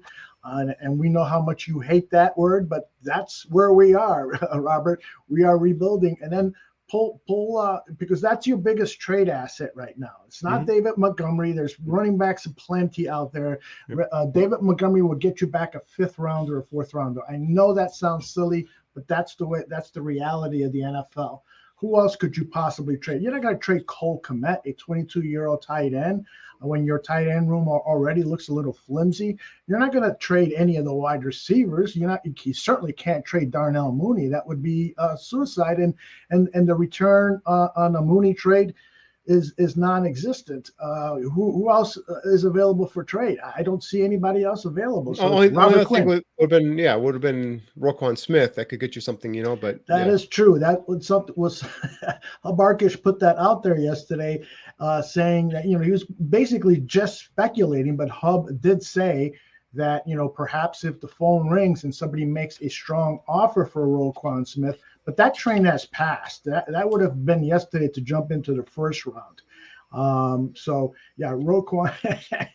Robbie says you trade Roquan, he quits. Yeah, I think we all might be with. I think Roquan at this point is untouchable. I don't know if there's any chance in hell of him leaving town. And really, I think the Robert Quinn trade speculation is absurd because who the hell is going to rush the passer now? Why are they going to trade that guy? Cliff, no, I'm not going to freak out, Cliff, because Nakobe Dean is one hell of a football player, and if they had taken him at this pick 48, I wouldn't have freaked out. And linebacker isn't as in some of the fans' eyes, Aldo and Neil's eyes, is not as big a need as a safety, but he's a front 7 player, and he's a front 7 player that could be your middle linebacker for years to come. Then you kick out Roquan to the outside, to the weak side. I think you have your linebacker set there for years to come. So I would not freak out at 71 if Nakobe Dean's still out there. And there's a reason why he's still out there, and that's because his medicals. Every team has had access to the medicals on Nakobe Dean, and they're concerned about the injury that he has. I believe it's a pec injury. That's the only reason why he's still out there. So if the Bears were to draft him at 71, it would be for a long-term investment because you probably wouldn't see him on the field until the middle of the season, if that. Who knows? Hey, your Jerky Boy just went. Your Beef Jerky Boy just went. Cam Jurgens. Yeah, Jerky just went. And going back to the whole linebacker thing, remember, Poles trade or oh no, Pace There traded away. Colts took Alex Pierce. Yikes! The GM the Bears should have hired are making the picks that I like. I'm sorry, Neil. What was your thought on linebackers? The linebacker position had Ryan Pace not traded away our 2nd round 2 pick last year at a position that was of dire need with aging Danger Bathan that can't run anymore. We would have had our linebacker right now. We wouldn't have had to sign Nicholas Marr. We could use that money on somebody else. And that's part of the reason why Danny and I were just irate as hell on Friday last year when Ryan Pace traded away our second day 2 pick to move up and get a guy that we could have gotten in the positions that we were in anyways. Mm-hmm. Yeah. I am Matthew for Jesus says I'm mad. I'm overreacting. LOL. And I Relax. think Have a shot, Matthew. Have a shot. Yeah, exactly. I haven't looked right at there. social When all media. else fails, smoke a stogie. There you Which go. Pickens to the Steelers? Pickens to the Steelers. So with Claypool and Pickens, some big targets for whoever the quarterback is going to be over there. That's pretty exciting for Steelers fans, I think. But we'll see what about. Guys, I'm telling you, David Bell. If David Bell's out there, I love David Bell. So we'll see. You would love David Bell at 71 and I would forego offensive and defensive lines. Again, there's got to be a plan here, right? There's got to be a something. You've convinced me that there's another. I'm saying you've convinced me, but you've kind of you realize that. Calm down. Let's not overreact here. Take a shot, smoke a stogie, relax. There's a plan here in place. This is not. They're not just wheeling and dealing and putting names up on the board. They know they need a left tackle. They know they need a defensive lineman. We'll see what happens here. But for me, it's they're attacking the secondary. They brought in two starters right now, in my opinion. And what do we say all along, Aldo and Neil, was they got to come and get 3 starters with these picks, right? Mm-hmm. So they've got 2 so far, in my opinion. Well, Sky Moore to the Chiefs right now. So yeah, I mean, these now the running receivers is starting to go here. So we'll see what's left there. Maybe they try and trade back in. Who knows? We'll see. But obviously, again, I got to tip my hat to them. They stuck to the board. They didn't let their needs kind of flood them here and say, what, we got to go and reach here for a player.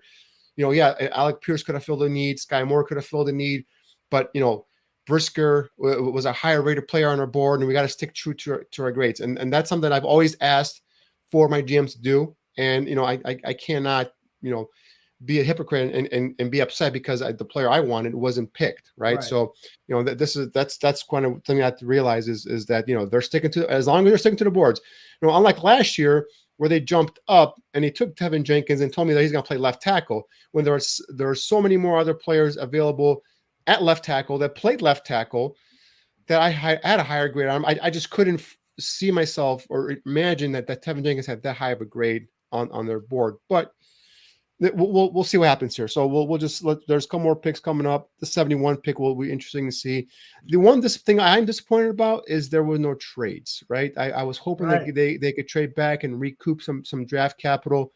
But again, it takes 2 to tango, right? So Danny, I was going to ask you that very question about trades. Do you think that the fact that we have a rookie general manager might have hindered him in terms of pulling the trigger on a trade, or perhaps not having those contacts like a veteran general manager has?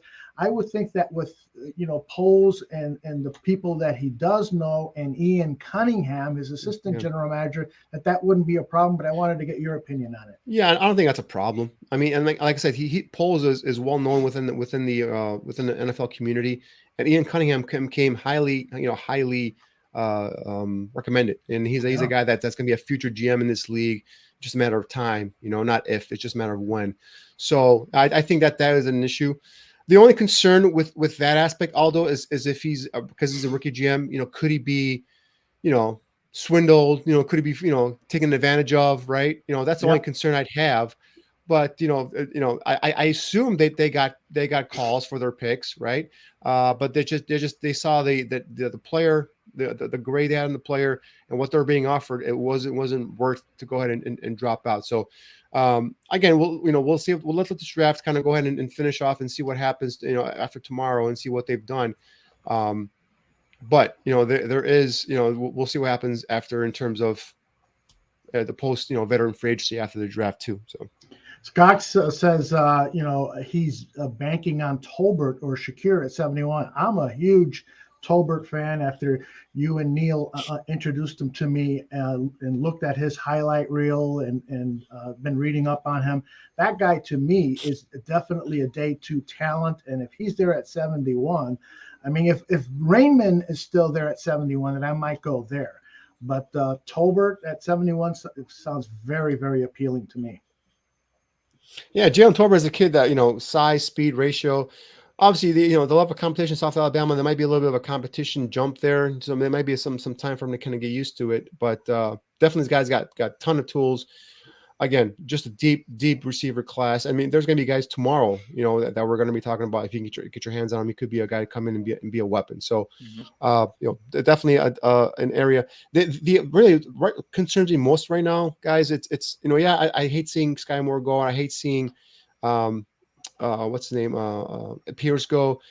But my main concern is offensive and defensive line right now. I want to get a offensive or defensive lineman here to come in and kind of help here. So I like to see how this plays out and see what they do here in terms of the next few picks. So if a kid like Travis Jones is still out there from Connecticut and he comes in, you plug him in at 71 at defensive tackle. That's going to be a solid pickup there as well. So right. We if got he's a still question there at here. 71, I'd be absolutely shocked. Yeah. Right. Laz has a question for you, Neil. What's your stogie of choice? His is Cuba Grande by Acid. Oh man, let's see what I have in my humidor right now. He's even got a humidor. Look at Let's see this. what's going on here.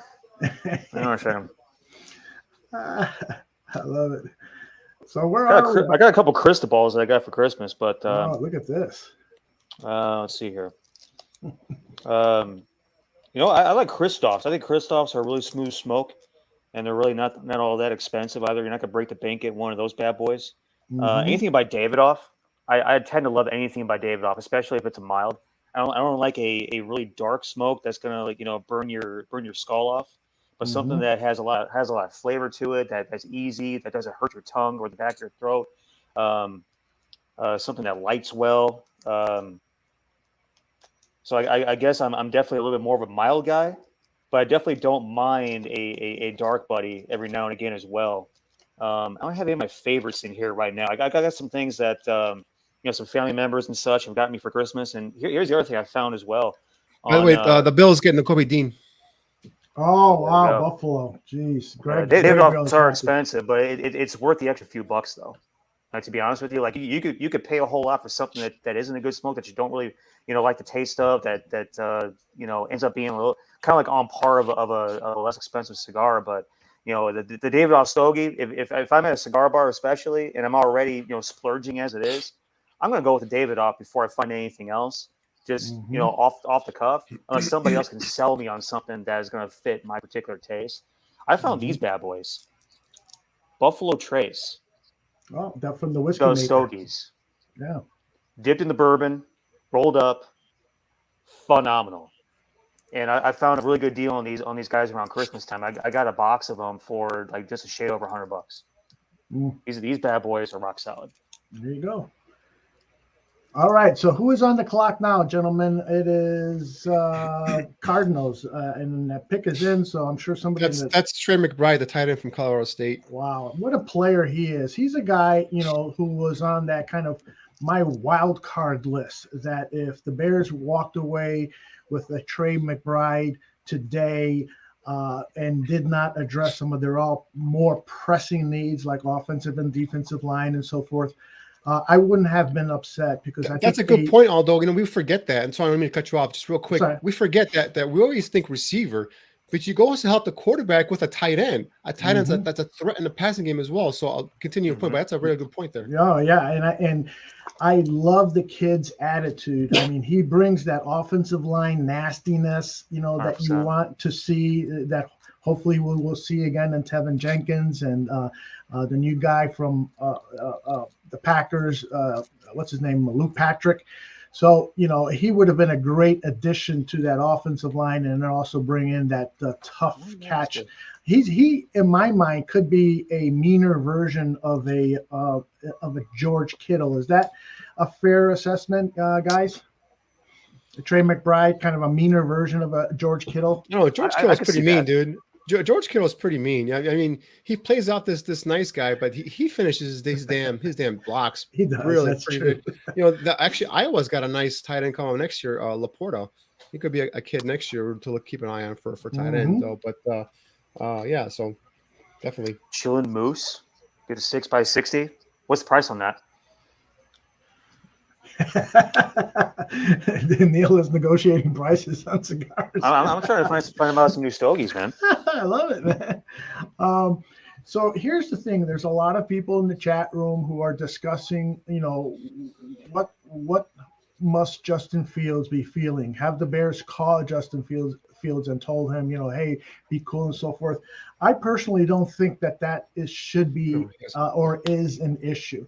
I think that when Ryan Poles spoke with the media earlier this week, he said one of the ways, there are more ways to help Justin Fields than just bringing in receivers. I mean, he mentioned offensive line, but he also mentioned defensive backs, because if you get good defensive backs, they can turn over the ball, provide good field position.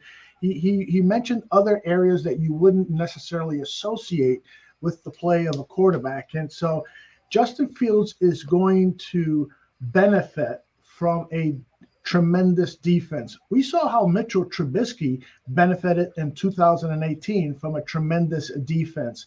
So we can apply that same kind of thinking for Justin Fields. Yes, absolutely. We need to get him protection. We need to get him offensive weapons, playmakers. There's no doubt about that. But you just can't do that all overnight. And so I'm not too concerned. What do you guys think?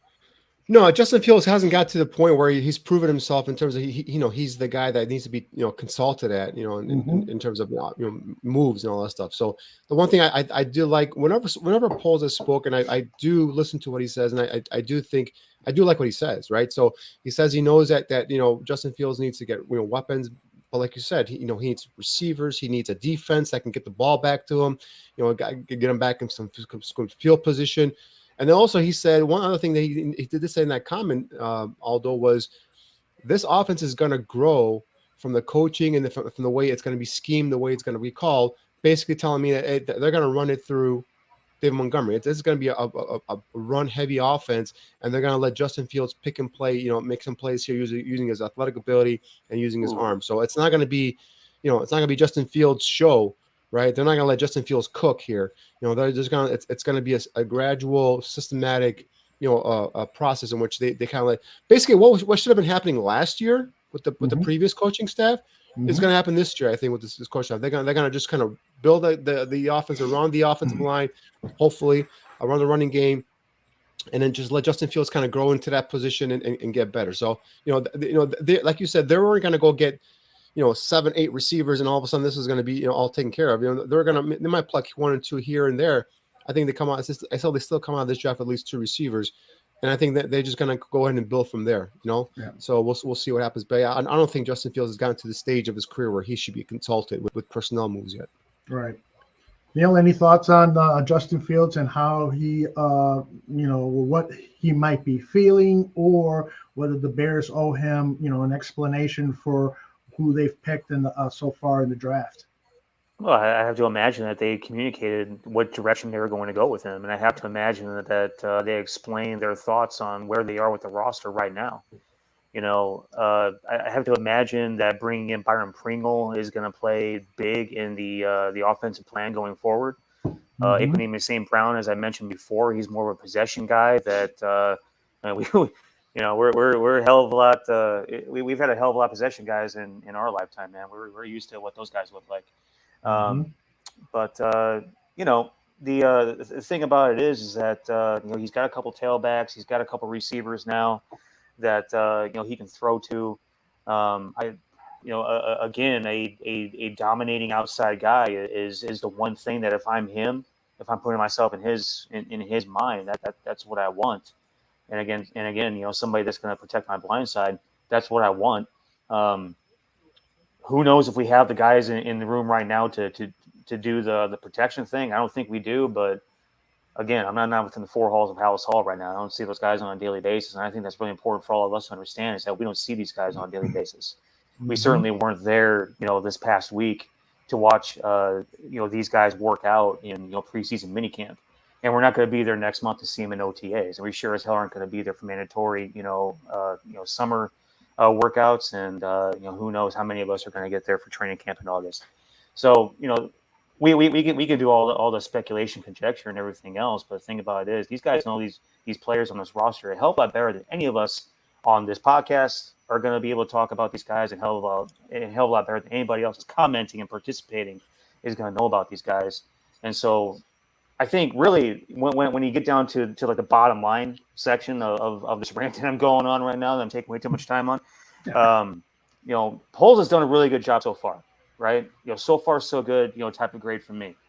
And he hasn't done anything crazy. He hasn't gone outside the boxes of things that, I don't want to use the word safe, but things that did dependable moves, solid moves, team building moves, improvement moves. And he certainly has not, put up with nonsense. And by nonsense, I mean both from like off-field stuff, on-field stuff, inability to play due to injury. He's shown that he's going to make moves for players that are going to be on the field. They're going to show up every day to work. They aren't going to bitch and complain. That aren't going to be head cases. And I know that we traded away Khalil Mack, and that's not what we're referring to. And Khalil Mack was the furthest thing from a head case and furthest thing from a liability and everything else. Mm-hmm. But he was making a team positive move there with trading him away.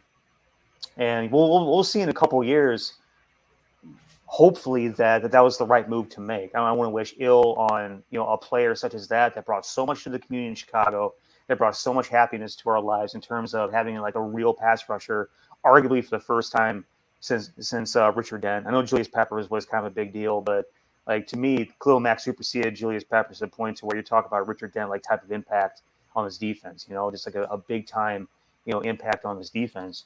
And so I guess when it comes down to it, what Poles has done since he's been in town has been very smooth, very steady, very team centric, forward thinking. And everything that he's done so far, I'm going to take with that sort of lens. With he's looking to the future. He's thinking a few steps ahead. He knows what he's doing. He has a ton of contingency plans, like I was talking about in the show last night. The show was earlier this week.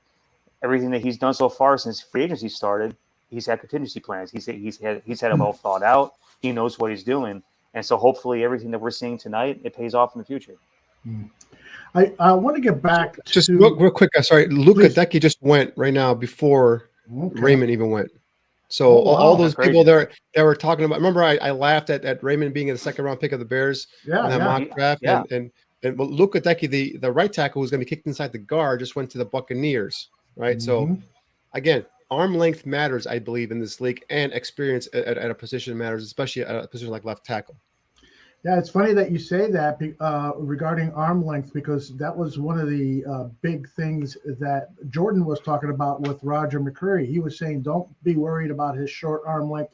I mean, the guy had, really his almost historically bad arm length, but yet he was chosen before Kyler Gordon. He went early in the second round. Right. Because his tape didn't matter, right? His tape against SEC competition didn't matter. It didn't translate, and that's one of the arguments I made for McCreary as well. Was he doesn't have all the size traits here, but look at him play against John Metchie. Look at him play against these Alabama receivers. Look at him play against some of these receivers in the SEC.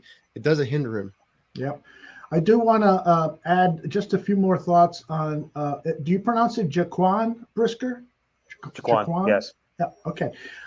This is according to Dane Brugler. When he listed his strengths, he said lean, athletic frame with adequate length, plays with enough range to cover split field, alert coverage, does a nice job of reading passing concepts to hunt crossers, rolls up his sleeves to speed downhill and get physical versus the run, aggressively fills a box player, showing the strong hands to work off blocks and fight to the ball carrier. Also has the lateral quicks to avoid blockers. He's committed 0 penalties over the last 2 seasons, which speaks to his timing and his discipline. He plays through minor injuries. His teammates call him the unquestioned leader of the team, former defensive coordinator says that he has always been one of the best workers, but it's his consistency off the field, the maturity. He holds guys accountable. So that is a huge endorsement when you talk about what the Bears want to develop there in terms of culture. I mean, he sounds in many ways as a person as David Montgomery, so you've got now a locker room leader for the offensive David Montgomery, who speaks up for his teammates and also holds players accountable. We all remember the stories when he was in college, how he would work out at night, and pretty soon he had 25 guys working out with him at 10 p.m. At campus. And now you've got a guy on the defensive side who appears to be that same kind of leader. So, again, we may not be happy about the position choice, but we probably should be happy about the caliber of player and person that this guy is going to bring to the organization. Oh, yeah. Yeah, I don't. Yeah, that's not. It's not like they took a player that didn't deserve to go. If Brisker had gone the bottom end of the first round, I wouldn't question it. It's not that the player's skill set is what surprised me, that they took him. It's just that the fact that I thought there was a bigger needs. But again, they just stuck to the board. We kept saying this over and over again, and that's all I can ask them to do is best player available, and that's the best player available right at that moment when they made the pick. So Ed Ingram to the Vikings. Your guy Neil went to Minnesota. Yeah, I'm gonna start pulling up all of the names that the Packers, Vikings, and Lions have drafted, because I do think that all three of these NFC North teams have improved themselves dramatically. Obviously, the loss of Devontae Adams to the Packers is huge, and it's going to really and Christian Watson is not going to become a Devontae Watson anytime soon if he ever does. But nonetheless, all three of these NFC North teams have put together drafts that are inarguably, in my point, better than what the Bears have put, simply because they've had more draft assets. I mean, I think, most of these teams have the double amount of the picks already. But by the way, Tooch is in the controlling the handles now. Thanks, Tooch, for jumping in there, and we'll get you on a little later, get some of your thoughts. I know you're not happy with the board, as you stated earlier. Ed Ingram. But man, these other NFC North teams have been really improving themselves. I love Ed Ingram, the kid the Vikings just got. Mule says that Olin Kreutz is losing his mind. Olin Kreutz has, if you're not drafting an offensive lineman, Olin Kreutz is not a happy man. Oh, of course. Absolutely. Yeah, but Ed Ingram, my favorite comment on Ed Ingram, throughout the discovery process on him was a former player at LSU said, this kid has zero care for the welfare of the man across from him. I mean, if that doesn't scream Chicago Bears offensive line, I don't know what does. And you're talking about a dude that, for his size, he can play in space. He's not one of these elite athletes that have been taken in rounds prior, or I should say picks prior, or even yesterday in the first round. But, he's a guy that can function at the second level. But the thing about him is that nasty, toughness, hands, violence, all the things that you want in terms of culture in your locker room. Ed Ingram brings all that shit, man. He's a hell of a player. He is a nasty freaking dude. And by the way, Tooch, I love our new background on our little setup here. This little red thing we got going on. That's pretty sexy, guy.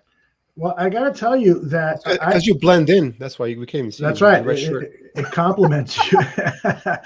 I got to tell you, I had up the Greg Gabriel background for the first hour of the show, and then I realized it. That's why we got it changed there. So, and we just how long are we going to go on the show without mentioning the big elephant in the room here that Aldo is in his alternate studio? Yeah, this was. I noticed that earlier today. This was originally the first studio that I used, and then when we were doing some renovation work here, I moved down to the basement, and my wife said, "You know what? You should stay down there." So she let you up finally? Yeah. Well, what happened is at 2:00 in the morning, as I was finishing up, I go into the other side of the basement where we have the utility sink and the refrigerator and stuff, and there's water all over the effing floor. And I'm like, oh man. So the reason I couldn't cut your highlights together, Danny, was because we had an injector pump problem. So a plumber had to come in and get that fixed so that the water would go out of the house. And so I was doing cleanup all day today. So I'm here for at least the next day or two. Gotcha.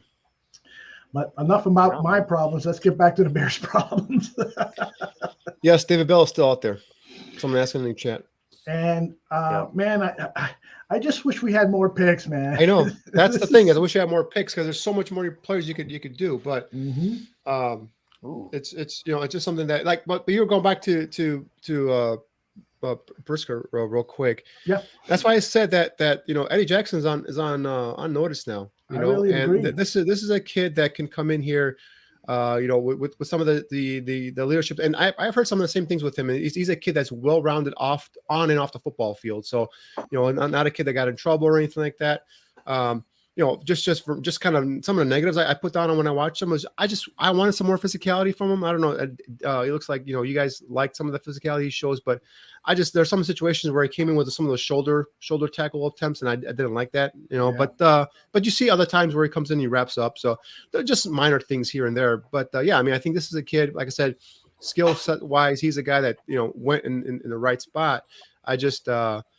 We'll see what happens here with Eddie Jackson. Whether it's this year or next year, I think definitely put Eddie Jackson on notice here. Here are some of the weaknesses that Brugler wrote about for our new strong safety, Jaquan Brisker. Tight through his hips, which hinders his ability to turn, run, and recover versus the run or coverage. His lack of an explosive gear limits his ability to make plays in deep zone. His eyes will stay locked in the backfield, leaving him susceptible to eye candy. Average play strength and lighter than ideal. Physical and run support, but slides off the ball carriers when he doesn't wrap and drive his feet. Strong runners can keep their feet and withstand his arm tackles. Minimal special teams reps over the past 2 seasons. A lot of what you just said there, Danny. Yeah, I saw that on tape as well. Guys bouncing off of him going in with the shoulder and not wrapping up. Stuff like that is something that I've seen a lot here in Chicago, and I don't want to see him, in my future safety. So, but if he develops into that, that leader back there in the secondary, that's one thing that you could always take. Again, I keep saying this thing. We said they got to come in here with at least 3 starters out of these day 2 picks, and I think both these guys are going to come in and start day 1, or at least compete to start day 1. Fulchisi points out, was it Fulchisi? Yeah, that Brisker had shoulder and wrist problems the past 2 years, but he did not miss any games. So, as Brugler wrote, he played through those injuries, and that's important. And then someone in the chat asked about Jaylen Naylor, the receiver from Michigan State. I forgot who it was. He could be a late round guy. I like that kid. I believe he's 5'11", 191 pounds, ran a 4.5 40. Tough kid, but his problem was just staying healthy. And he gives you some punt return, some special teams value as well. His problem is just staying healthy. All 3 years at Michigan State, he missed time due to injuries. So I think that's one of the reasons why he could probably drop. But he's a guy. If you don't get any receivers in late, day 2 tomorrow, you could probably pluck him if he's still available. But Naylor's an interesting kid. Again, his problem is just being available. Yeah, he put up some interesting numbers in the underwear Olympics. 38-inch vertical, 10.8 broad jump with an upper percentile, 7.03 3-cone. Showing that he can move side to side, be agile, be quick. And shifty in space. He was the one big player on the Michigan State offense when you watch their games. Right. Walker and him. Yeah, exactly. Danny, I think it was you on our very first show. You showed tape of Kyle Phillips, the receiver out of UCLA, who's projected to go tomorrow on day 3. He ran a 4.58 at the combine. Do you think he's somebody to kind of keep in mind as a round 5 acquisition? Yeah, but he's more of a slot receiver. So he's not a guy that's going to be out there on the outside. He's not a deep threat or anything like that. But yeah, definitely a guy as a slot receiver. Obviously, we've seen that position's value, increase lately. Obviously, with the what happened with Rams and Cooper Kupp and all that stuff. But I love him as a blocker as well. He's a tough kid. Does a nice job of blocking. Some of the things we highlighted in his clips there as well. So definitely a guy in day 3. Again, keep saying this. I've been saying this how long now? Deep class. You can find guys late day 3. It's just if you want those starter guys that come in and start right away and make a difference, typically you're gonna have to start making some moves here to get some more picks now. But yeah, definitely Phillips is a kid that UCLA could be a nice slot option there at receiver. And Neil, what do you think about Kevin Austin Jr., our guy from Notre Dame, a 6'2", 200-pounder, ran a 4.43. What do you think about him as a possibility for tomorrow? He's an interesting kid. I feel like, throughout his career, he's had a little bit of a case of the dropsies. Mm-hmm. Things Which that was drove me nuts a big about him. thing with Christian Watson. But nonetheless, sorry. I mean, it's worse with him. Like he'll drop a ball Really? in the open field, nobody around him. But you can't deny his size at 6'2" and 3/8, 200. He's got good long arms at nearly 33 inches. Ran that 4.43 like you just said, 39-inch vertical, 11-inch broad jump, 4.15 shuttle, 6.713 cone. Like in terms of agility, explosiveness, speed, like he's got all those things. I do think that he is a day 3 guy, probably mid to late day 3 guy. The thing about it though is like I always talk about being able to catch the football. There's a fix for that. It's called a jugs machine, right? Put in the time. Put in the damn time to be a sure-handed receiver. Be a hands catcher at that. Some of these guys are out there catching, cradle catching balls. Be a hands catcher. You can pull that thing in away from your body, snatch it, bring it in. Secure the football to yourself into a running back. Kevin Austin was one of those guys, and the past few years under Brian Kelly, that offense has been marginal at best. They haven't gotten the best coaching, the best scheme. They haven't really reached the potential of the guys that they had pulled in from a quarterback and skill position standpoint. Put a bunch of tight ends and offensive linemen in the NFL, but that's really about it. So he hasn't really I don't think maxed out to his potential yet. He could be a guy that you could see being a tasty option in day 3. But again, I mean, if it's Kevin Austin and a bunch of other guys, he's not exactly a guy that's going to stand out. He might because of the numbers on paper, right? But he's not going to stand out in terms of what he showed in the field. All right, guys, I want your assessment on the Packers' 3 picks so far.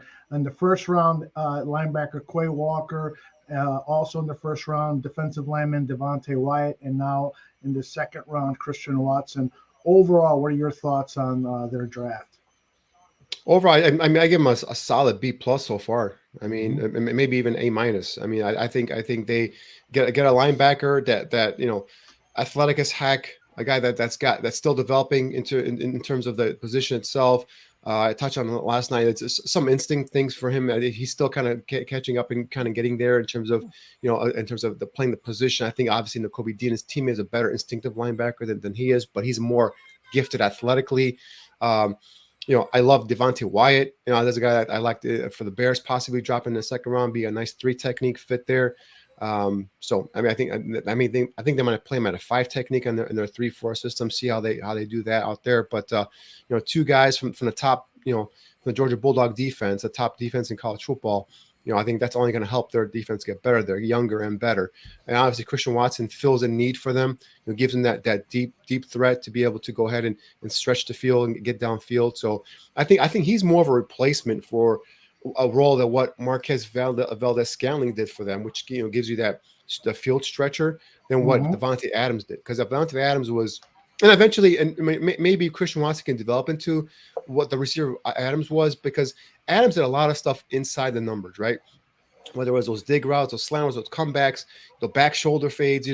I see Watson more as a vertical guy that can run those 9 routes, those go routes, those crossers, and use that speed and athletic ability to go ahead and make plays in the middle, deep down middle of the field. So curious to see how they rotate him in, but I think all 3 guys are going to contribute for their team next season, definitely.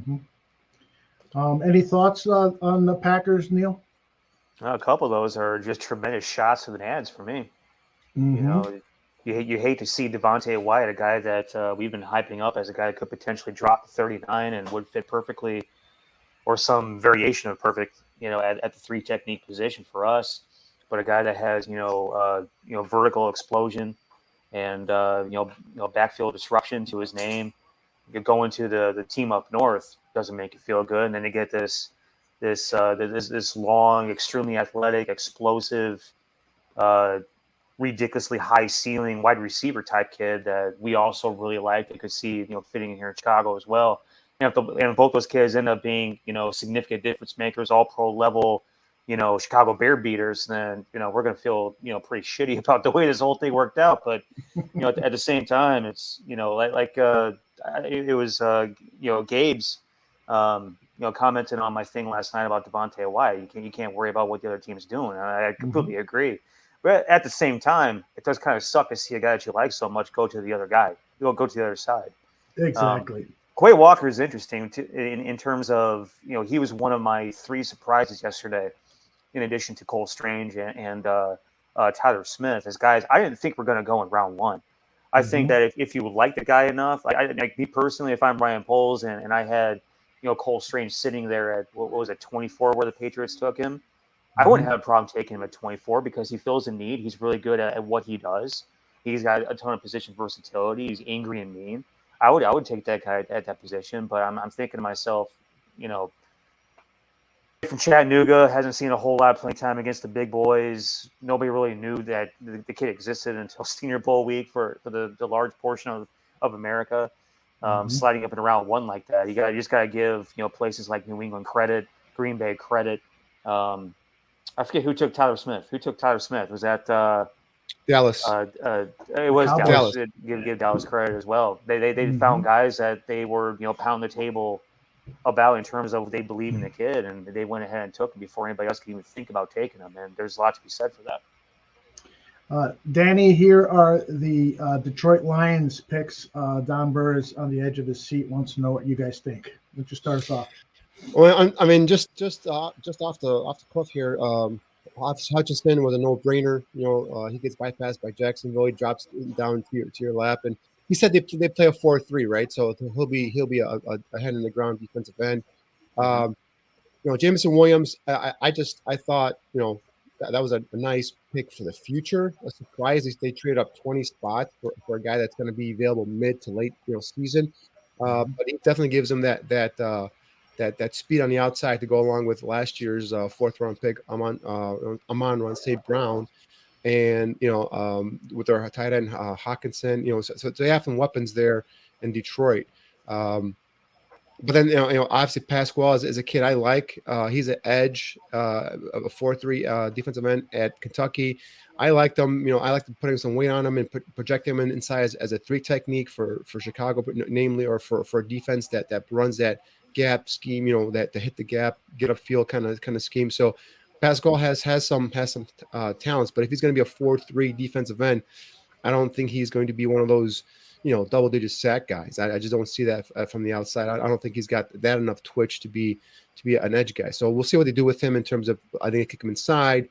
Do they see him the way I saw him in terms of, a guy that projects probably better inside as a 3 technique? So I'll be curious to see what happens there. But I mean, just off the cuff here, just kind of out of the, if Jameson Williams comes back and is with the player he was at Alabama, and all reports indicate that he's well ahead of schedule and that he will be back and be the the player he was. That you got to give Detroit an A so far on this draft. Obviously, that the proof will be in the pudding. 2-3 years from now is when you really kind of can grade a draft. This is just kind of just based off of the the selection, the player, where they picked them. I don't think. Maybe some might say Josh Pascal might have been a reach in the second round, but I know his name was picking up steam. And I just, I thought maybe the 3rd round, possibly 4th round. But, again, we keep talking about these, these grades on these players because the draft is just so jumbled up in the middle of these rounds. Anybody can go anywhere, right? So, yeah, I think Detroit's done a very good job. But, of course, you always go back to, hey, Jared Goff's their quarterback. So how much hope do you have there? Sorry, Hey, hear that, Don Burr? You hear that? Yeah, take that. What are your thoughts on the Lions overall, Neil? I like what they've done. They got two guys that are going to get after the quarterback's ass. And, Mhm. and again, if you're looking at ultimately all things being equal, the needs of your team, find a quarterback, protect the quarterback, get guys and get their quarterback. They got two guys so they can go ahead and get their quarterback. Don Burr seems to think that Aiden Hutchins is going to be living in our backfield. Unless we can figure out some way to get a left tackle this upcoming year, he's probably going to be right. But it'd be interesting to see, like what Danny said, what they're going to do with Josh Pascal. If they're going to keep him on the edge and have him lose a little bit of weight, if they're going to put a few pounds on him and kick him inside, kind of like what we were going to do with him if we were lucky enough to have him in Chicago. That's the interesting thing that remains to be seen. The Jameson Williams case is one of those where you always know you have an elite freakazoid athlete when he can come back from just a few months of an ACL surgery and basically be running and cutting and being explosive again. So that's that's one of those things that you watch a kid at Alabama. I mean, the proof is there on tape. The kid is an explosive, dominant playmaker on film, on the field. I kind of halfway expected him to come back from that injury pretty quick. But even I'm a little bit surprised at how quickly he came back from that. Once we got to pro day at Alabama, they had 2 pro days, by the way.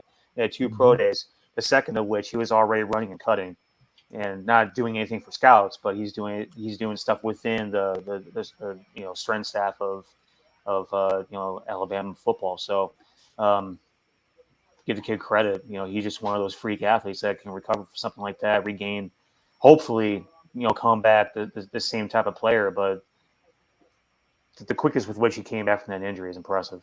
Mm-hmm. Okay, let's talk a little bit about the Vikings. Their new general manager has made a number of trades, and so their first 3 picks are all from trades.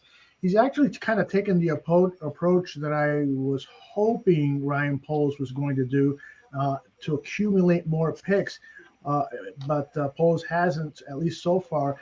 Danny, take us through these 3 picks that the Vikings have on the board. Yeah, so the one thing, he has been aggressive. Their new GM, he's a younger GM. I think he could have got more personally from dropping 20 spots in round 1 from what he did with that trade with the Lions, but that's neither here or there.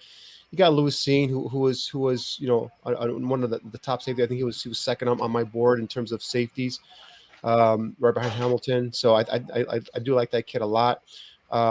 Andrew Booth, we talked about him earlier. Neil and I think both liked him a little bit better than Kyler Gordon, the kid we got. But again, his biggest thing is that injury he's coming off of, and some say it's a hernia surgery, some say it's a core muscle surgery. So that's probably the reason why he came off. They came a little lower there, but definitely a talented corner. And they're going to be playing. Obviously, at Donatello's their defensive coordinator now. They're going to be playing that Vic Fangio, so a lot of drop backs, some man coverage, a lot of disguising. So they need physical corners that are willing to come downhill and be able to tackle and wrap up. And you definitely get that from Andrew Booth Jr. Ed Ingram is an offensive guard from LSU. I think Neil is a little bit more higher on him than I am. But I bet mainly because I was looking at a zone, wide zone scheme. I think he's more of a power gap blocker, probably best suited in that kind of a system. But of course, they're going to be running a zone scheme as well. So they obviously see that maybe that will drop him some weight, get him a little bit more, a little more quickness, a little more agility. So he's definitely a guy that I think could come in and compete for a starting guard position there as well. So, I mean, overall, I think just the trade down, I think they could have got more from the Lions, but overall, I think they got, at least Cian could come in and compete for his job. I think Booth, if he's healthy, can come in and compete for a job. I think Ingram can come in and compete for a job. So I think they potentially got 3 starters. So, if you go out just off of that, you got to give them at least, an A-, A to A- on their draft so far as well. Cool. Neil's shaking his head approvingly. I love all 3 of their picks, to be honest with you. Louis Seen was my number 2 safety. Andrew Booth was my number 3 corner. Ed Ingram was let me look at this real quick. Where did I have Ed Ingram? Was my number 4 interior offensive lineman. So, I mean, you're talking about top 5 at their position groups for me across the board in all 3 of those positions. I love Seen's physicality. He's a guy that jumps off the tape, just when you're watching games. I shouldn't say tape because it jumps off the TV when you're watching games, and that's what first triggers you to like that kid. And then you go into the tape, and everything's consistent across the board. The way that he plays, his on-field demeanor, physical as hell. He would be perfect in a strong safety role, opposite a ball hawk type dude that can actually tackle. The 2018 version of Eddie Jackson. Would love to have that kid in Chicago. He fits everything you want in a Chicago strong safety. And then Andrew Booth, we've gone at length before about Andrew Booth in previous shows. He's another one of these guys that I loved in high school that I pounded the table for to get on early at Mississippi State. Just a fluid, twitchy athlete, laterally really quick. He triggers hard. He tackles through the ball carrier. Does really well in the open field. Has the spider qualities. I talk about the spider qualities all the time. I'm not sure if that's an actual term. I feel like I'm the only one that actually uses that. But it's sort of like if you can imagine a guy being like 4 places at once.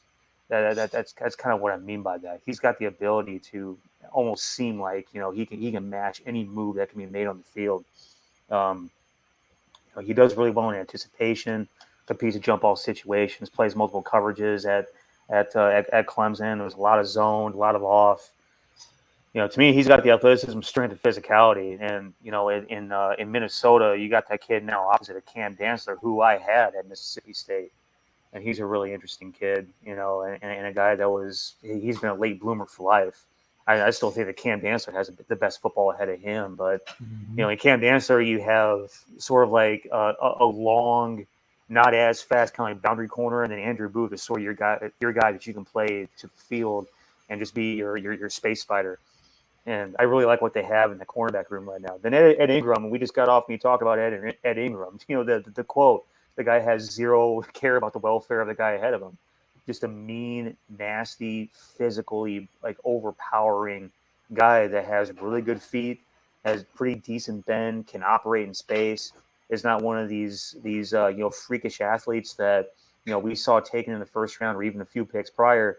But in space at the second level, he's at the very least functional. He can get the job done. He's not exceptional by any means, but what you love about him is that he finishes. He plays the position the way you want Chicago offensive linemen to play the position.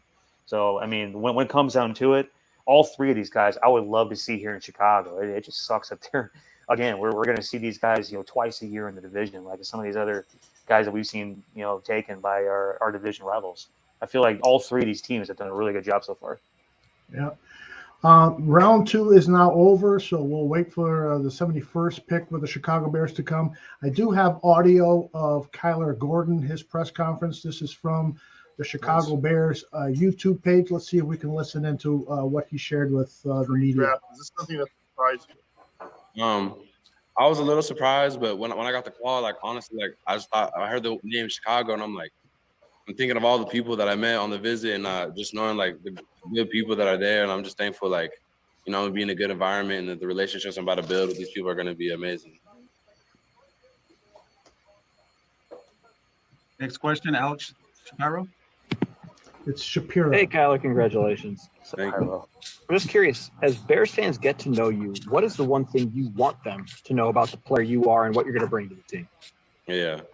I would say I'm definitely going to bring a lot of energy. I want you to know that when I come to Soldier Field and I'm there, I just want it to be live and popping, and I want to interact with y'all. I want to get turned. So I just want them to know that I'm bringing the energy, and I want them to match it. That's the one thing he does bring is a lot of juice, a lot of energy in the way that he plays the game. Kyler, we were just Love talking to with hear one of that. the area scouts who's watched you for a while now, and he was just talking about how you have a background as a dancer. Where did you get into that? Like, how did you get into that? And how do you feel like that's helped you in your movement skills as a cornerback? Yeah. So my mom actually got me into that at a young age, and so I did that for a while. I was like the first competitive, like anything I ever did. And I would just go around the whole country just doing a bunch of competitions. So I was competitive and went to nationals, did all that, the lyrical, ballet, hip hop, all that. Wow. She got me into that, and that just helped me transition to the game of football when I first finally got into that. So I'm thankful I did that. Where do you get those hats, guys? Zach Pearson. I want one. Hey, Kyler, playing in the Yeah, me too. Pac-12, how much do you know about current Bears defensive back Jaylen Johnson, and are you excited to play opposite of him? Yeah, no, I definitely know a lot about him. I watched him going through his whole career too. When Utah would come up and we played them, and I watched their film and stuff like that, and yeah, it's gonna be good. Like he's a great player, and so it's gonna be fun, very fun to be on the opposite side. Pat Finley. Hey, Kyler, I read somewhere when you said the ballet was the toughest thing you'd ever done. Why is that? And tell me about it. Yeah, honestly, it just takes a lot of consistency, a lot of dedication. Not only to just go there and do the practicing and all that, but as far as like going home and stretching and being that flexible and having that core strength, and just how strict, honestly, like a lot of teachers are, and how they want you to perfect your craft, and whatever choreography that may be. And so I just remember going through it. It's just tough. And, they just demand perfection. And so I got a little bit of that in me too, just, trying to do what I do and perfect my craft, really. Dan. Hey, Kyler, do you have a preference on whether you play inside or in the slot? I have no preference. Honestly, whatever's best.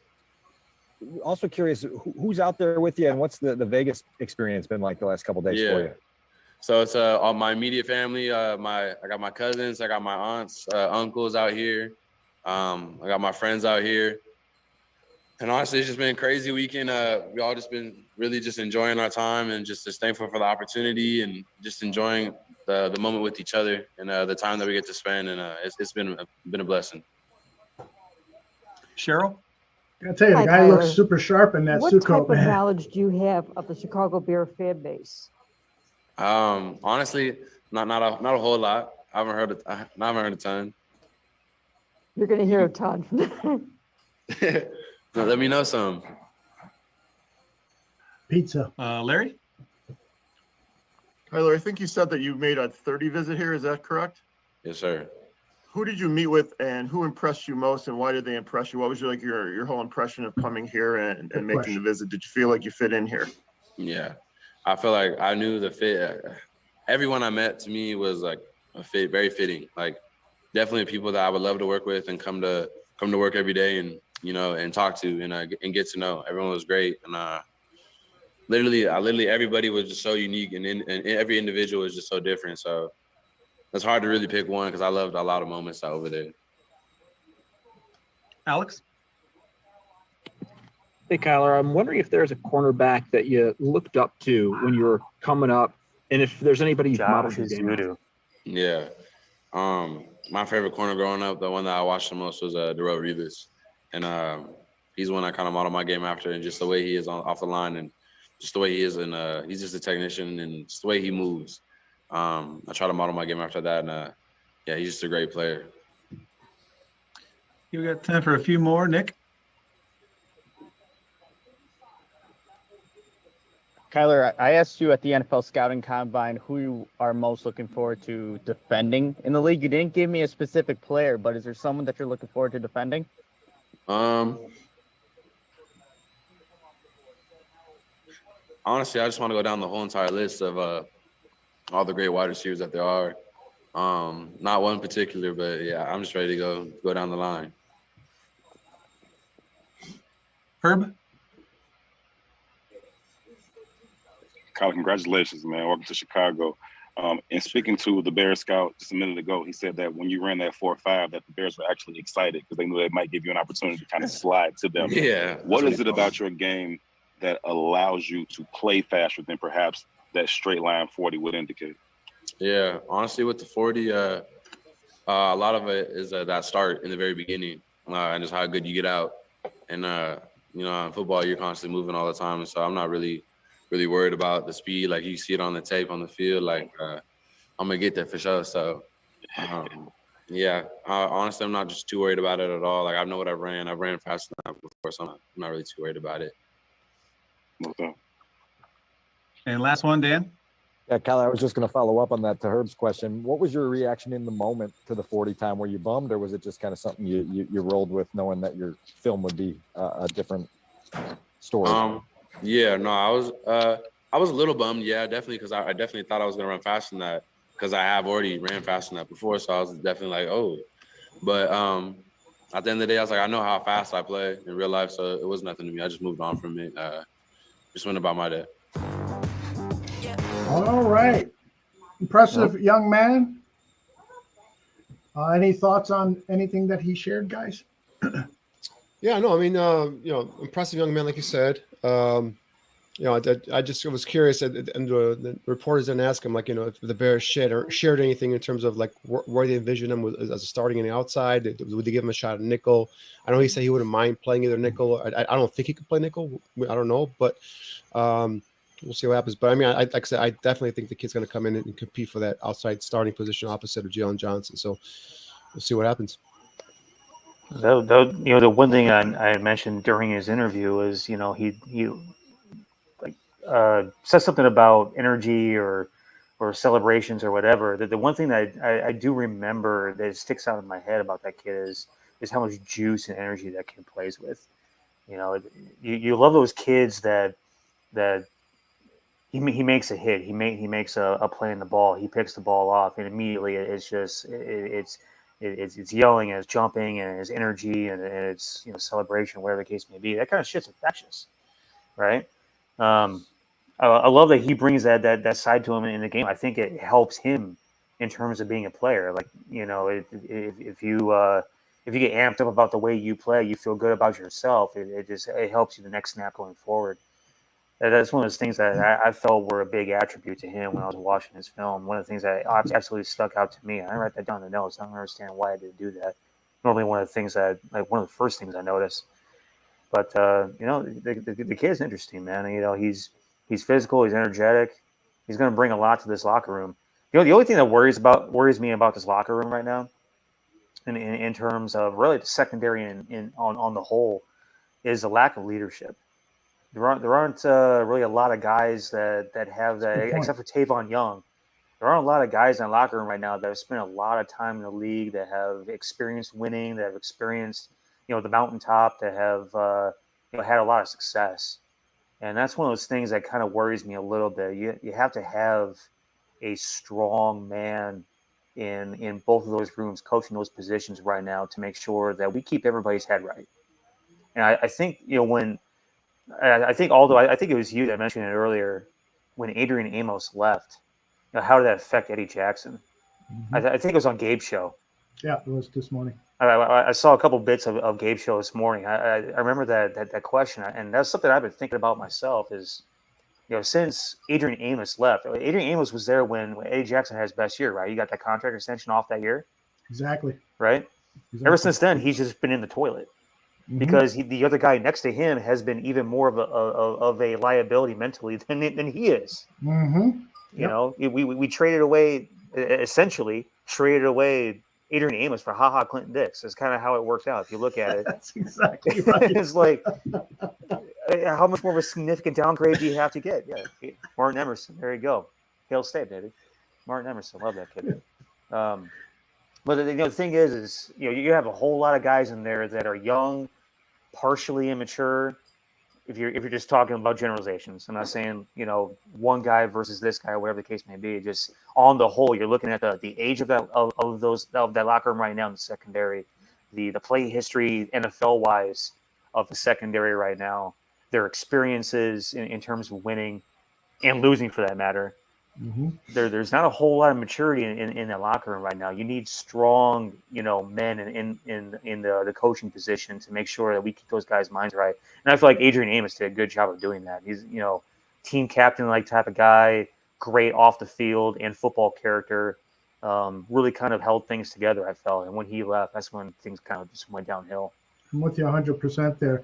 Let's take a look at what prominent people in social media are saying about Kyler Gordon. Dan Pompey says, the draft gods shine on the Bears. Kyler Gordon didn't allow a touchdown in 18 college starts. He should be a year one starter. If he were a first round pick, no one would have blinked. I agree. PFF again reiterates that 0 touchdowns allowed in the last 2 seasons. Matt Bowen, former Chicago Bear and great NFL analyst over at ESPN, says this is a good fit for Matt Eberflus's defense.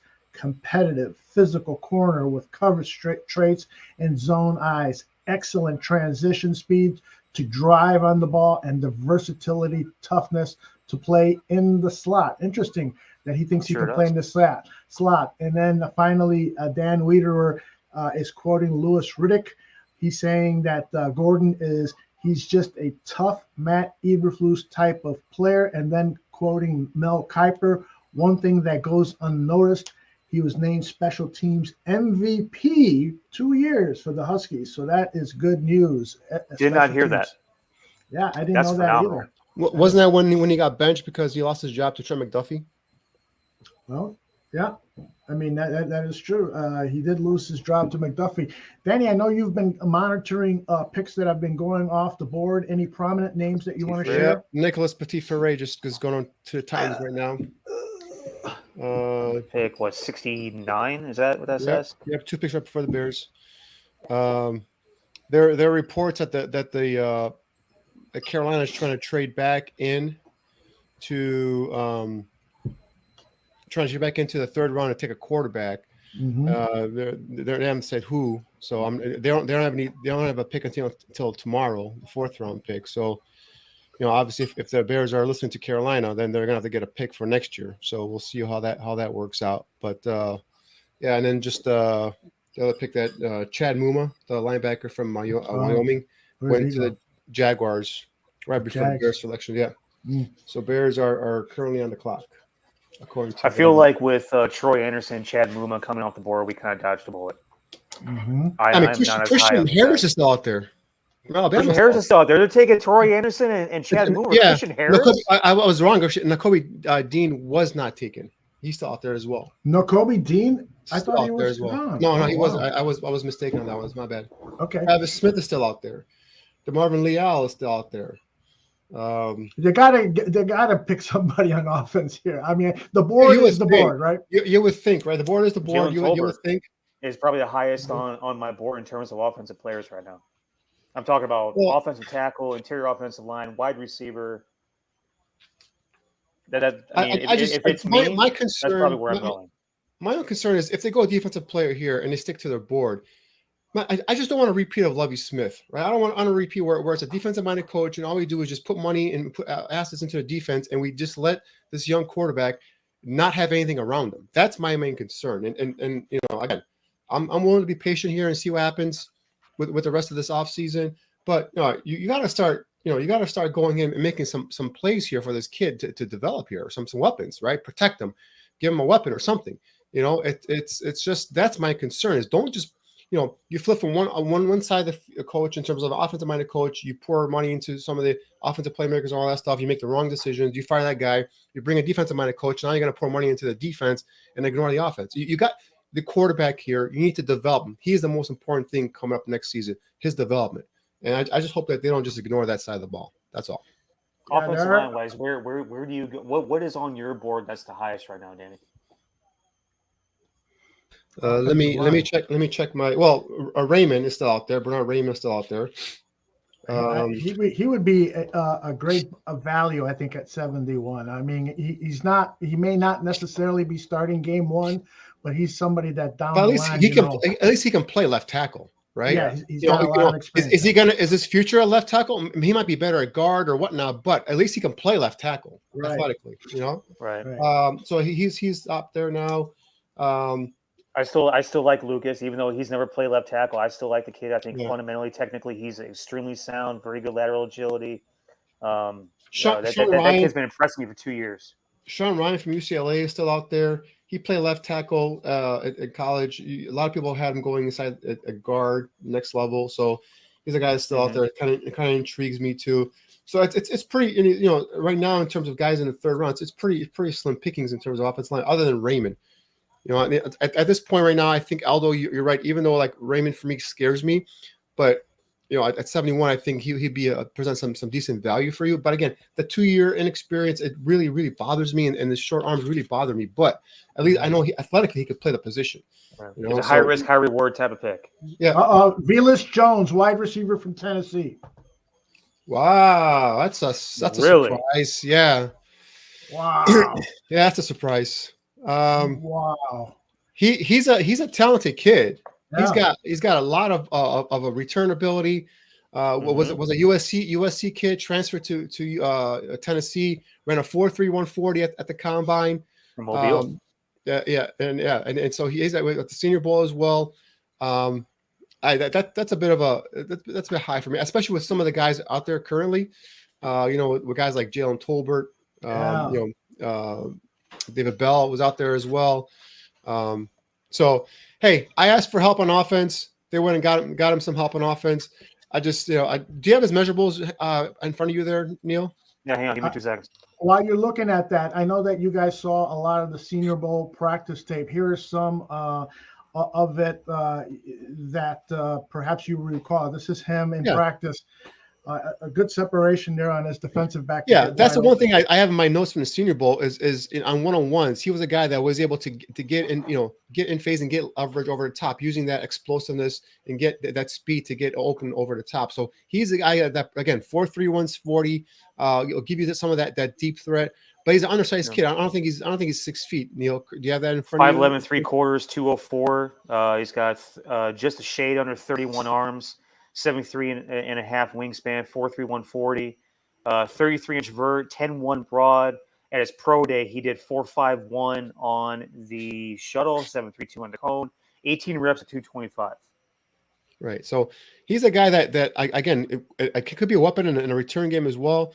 Could be utilized in the slot. Again, speed. Another guy we talked about before. You get the ball in his hands and let him create, post catch. So he gives you some of that ability as well. So definitely a talented kid. Definitely gives you something in terms of what we've been asking for: some speed, a weapon on the outside.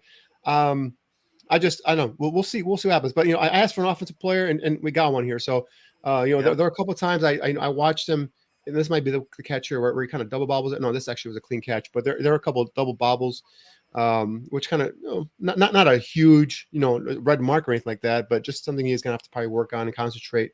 But yeah, explosive off the line of scrimmage. A guy that could probably be lined up in the slot is what I'm guessing. A guy, slip screens, bubble screens, get the ball in his hand, let him do his thing. So gives you that explosiveness you're looking for. Yeah. Just I was looking for, probably, and it doesn't even give you a big, huge catch radius as well. Arms aren't that long, so he's a guy you probably have to kind of hit in stride. So, but he is a guy that gives you speed, and we've been asking for that. So, definitely, I think a little bit higher than what I anticipated him going. He was one of my day 3 guys that I had listed as well. But like I said, we've seen this throughout this draft, guys. We've seen guys that Neil and I thought day 3 that are going in second round. So. That's not going to stop surprising us this draft, it looks like. So the other value that Velus Jones brings you is like Danny says, in the return game. He has been returning kicks since his sophomore year in high school. He was a high recruit at USC, correct? Say again? He was a high recruit out of high school. 100%. USC, yeah. 100%. Yeah, he was a 4-star kid out of he's from Mobile, Alabama. I forget exactly which school it was. It's escaping me at the moment. But, he was a 2-dimensional player in high school, both as a receiver and, like I said, in the return game. He was explosive, a difference maker in the return game. And again, I mean, it's been a revolving door in terms of kick and punt returners in Chicago over the past few years. Ever since Devin Hester left, we've been looking for a guy that could be a dependable person back there. And I think he could be a guy that could be dependable in terms of punt returns. But yeah, fast, explosive, mismatch on coming out of the slot. Can also play on the outside as well. He's got experience playing as an outside receiver as well. He's not a tiny kid. Like I said, he's 5'11 plus, 200 plus. He's got some thickness to him. They can use this kid in multiple ways. I guess, if you look at it this way, I kept on saying that I would love a big, long, explosive, go get it type of alpha dog, like outside receiver, right? Mm-hmm. This kid gives you the ability to do a bunch of funky things with your offense now. How versatile he is, how many different ways you can use him. Yeah, you get the ball in his hands. Give him some open field and let him do a thing with the ball there. So, more of a north-south guy for me. Doesn't have that much shake. You see something there on a kick return, but definitely a guy that I think once you give him some ability there, get the ball in his hands and let him go out and make some guys miss there. But kid's got a talent, man. I know people are not not too happy with it because they haven't heard the name really. But this is a talented kid. A lot of my notes in the Senior Bowl, I had Velus Jones, making plays in practice and showing some separation. So again, like Neil said, you get the ball in his hands on jet sweeps, bubble screens, slip screens. He's probably going to be a punt returner, kickoff returner for you right away. So gives you that element of speed that we've all been crying for. So 4.31 speed, but we'll see what they do. I think they're going to get one more receiver before this draft is done. So we'll see what happens here. My biggest thing is right now is right. We got the offensive weapon here. They didn't make a trade, and I'm shocked that they were able to trade back. It's not done yet, kid. It's not done. Yeah, but now they're done until the 5th round. But like hell they are. Hurts. Like I said, it's not done, man. You think there's a lot of draft left in this 3rd round? They're not going to trade back into it without dipping into next season's draft, and I don't want them to do that. Well, I mean, we don't know at this point. I have no idea what's going on. I mean, we fished out to the point to where we're unexpected in terms of who we're taking. So I would not be surprised to see something else happen before the night's over. Let me share with you what Brugler wrote in the Beast. His strengths: strong, compact frame, plays physical through contact, releases around press, and accelerates to top speed quickly. Has the fluidity in his lower body to shake corners mid-route. Was used often as a catch and go routes, designed for yak. Really competitive after the catch and flashes burst off his plant foot to find yards for himself. Steady hands and drops were uncommon in his 2021 tape. Accomplished kick returner with a pair of touchdown returns and led the SEC in kick return average in 2020 and 2021. Weaknesses: better speed as a ball carrier than route runner, slowing his stride slightly as he turns to locate, inconsistent route tempo, and prematurely tips his path.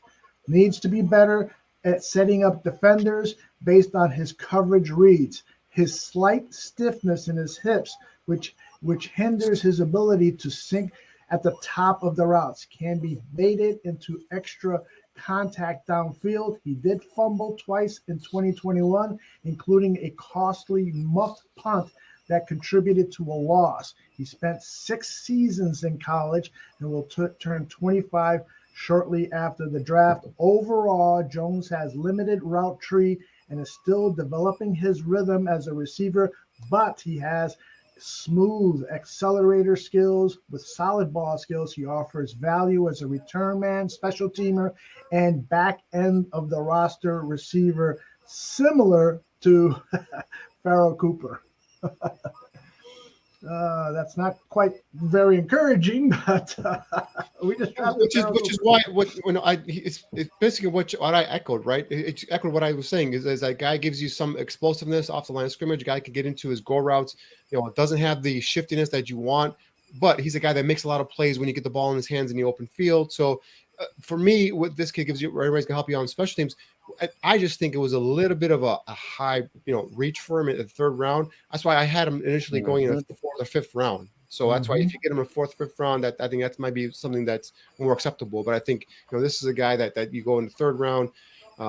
Again, he's a guy that should come in and start next year for you. I don't know if that's realistic or not, or we'll see. But we asked for some speed on offense, and he goes and he provides us Velus Jones. So is he the guy I would have picked?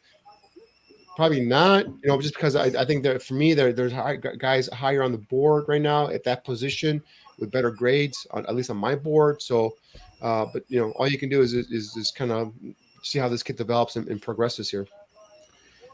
Yeah, in terms of guys who are as fast and were probably rated higher on your boards, I mean, even the kid from Memphis, Calvin Austin III. Oh man, Calvin Austin is he's a razor blade.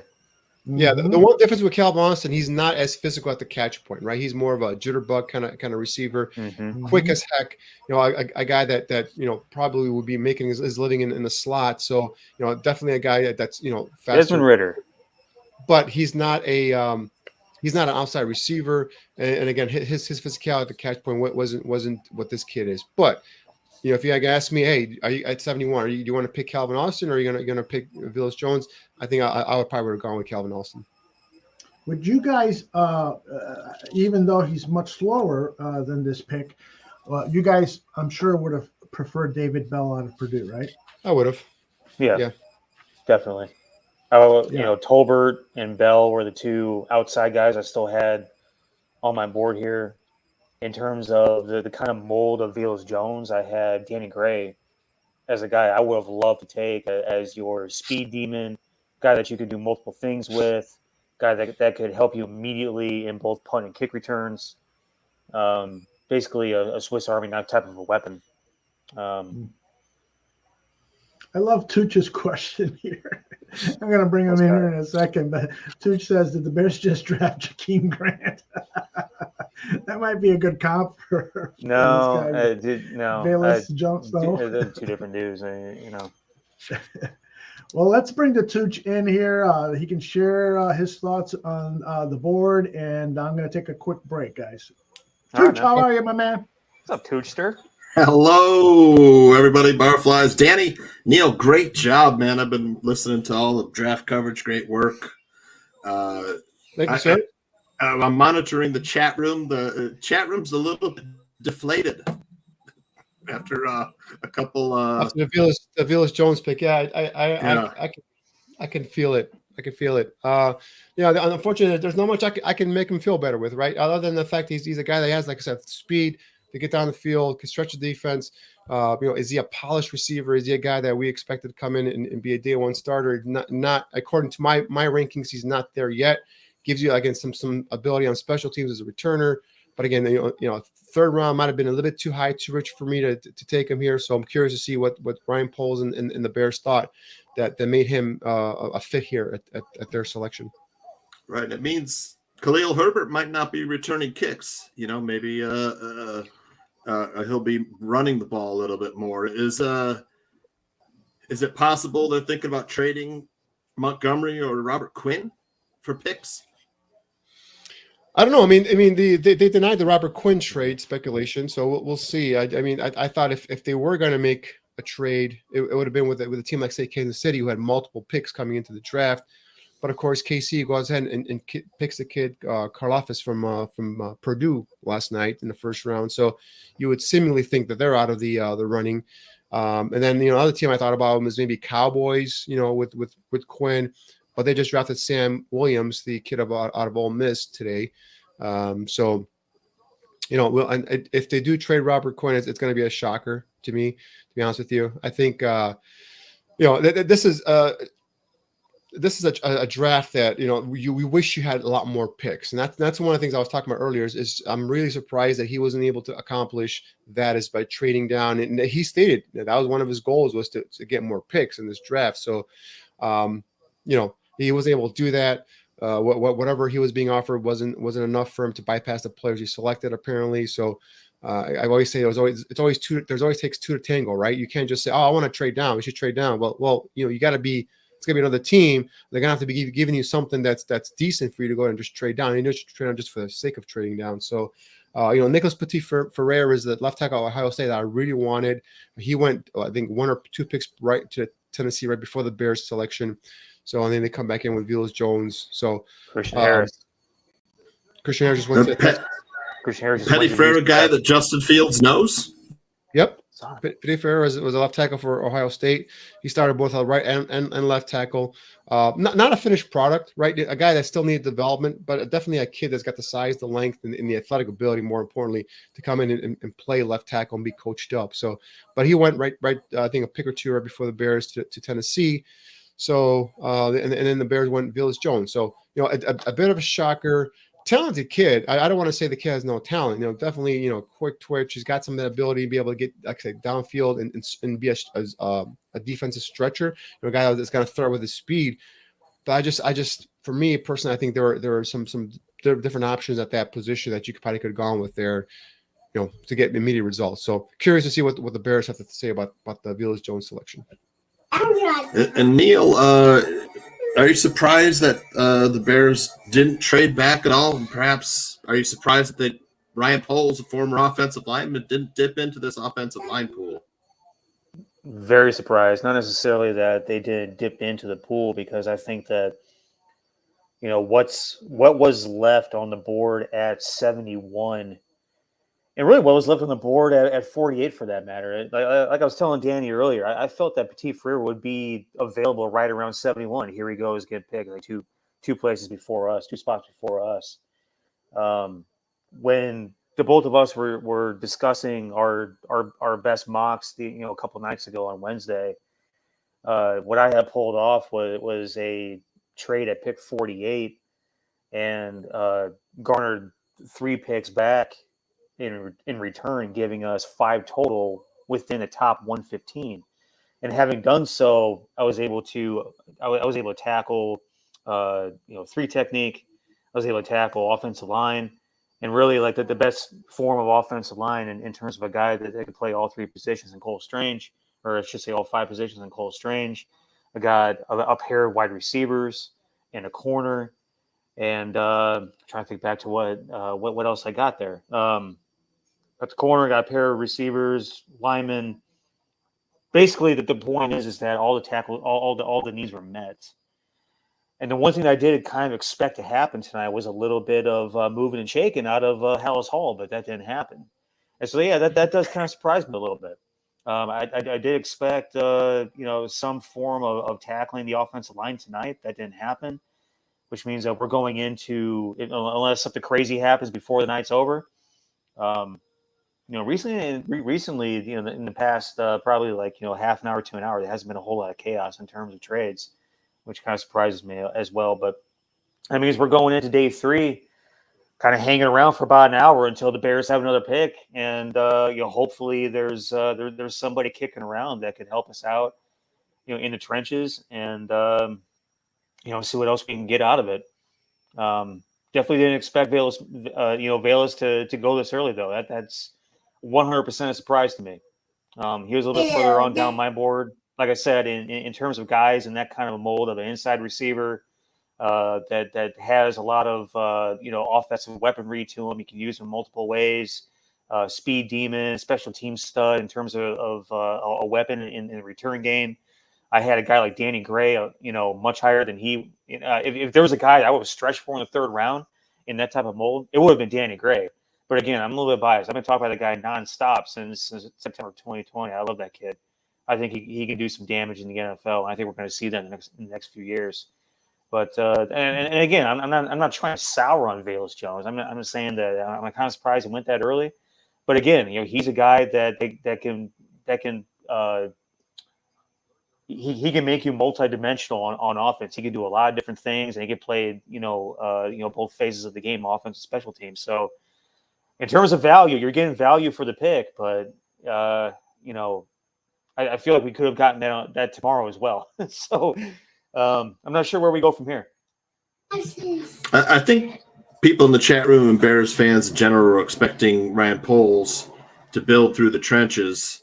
And, here we have our first 2 picks address the secondary, and that kind of tells you maybe they thought our secondary wasn't very good, but like every year, the Bears have so many holes to fill. They address the secondary. I felt you could get probably some safety help maybe in free agency after the draft.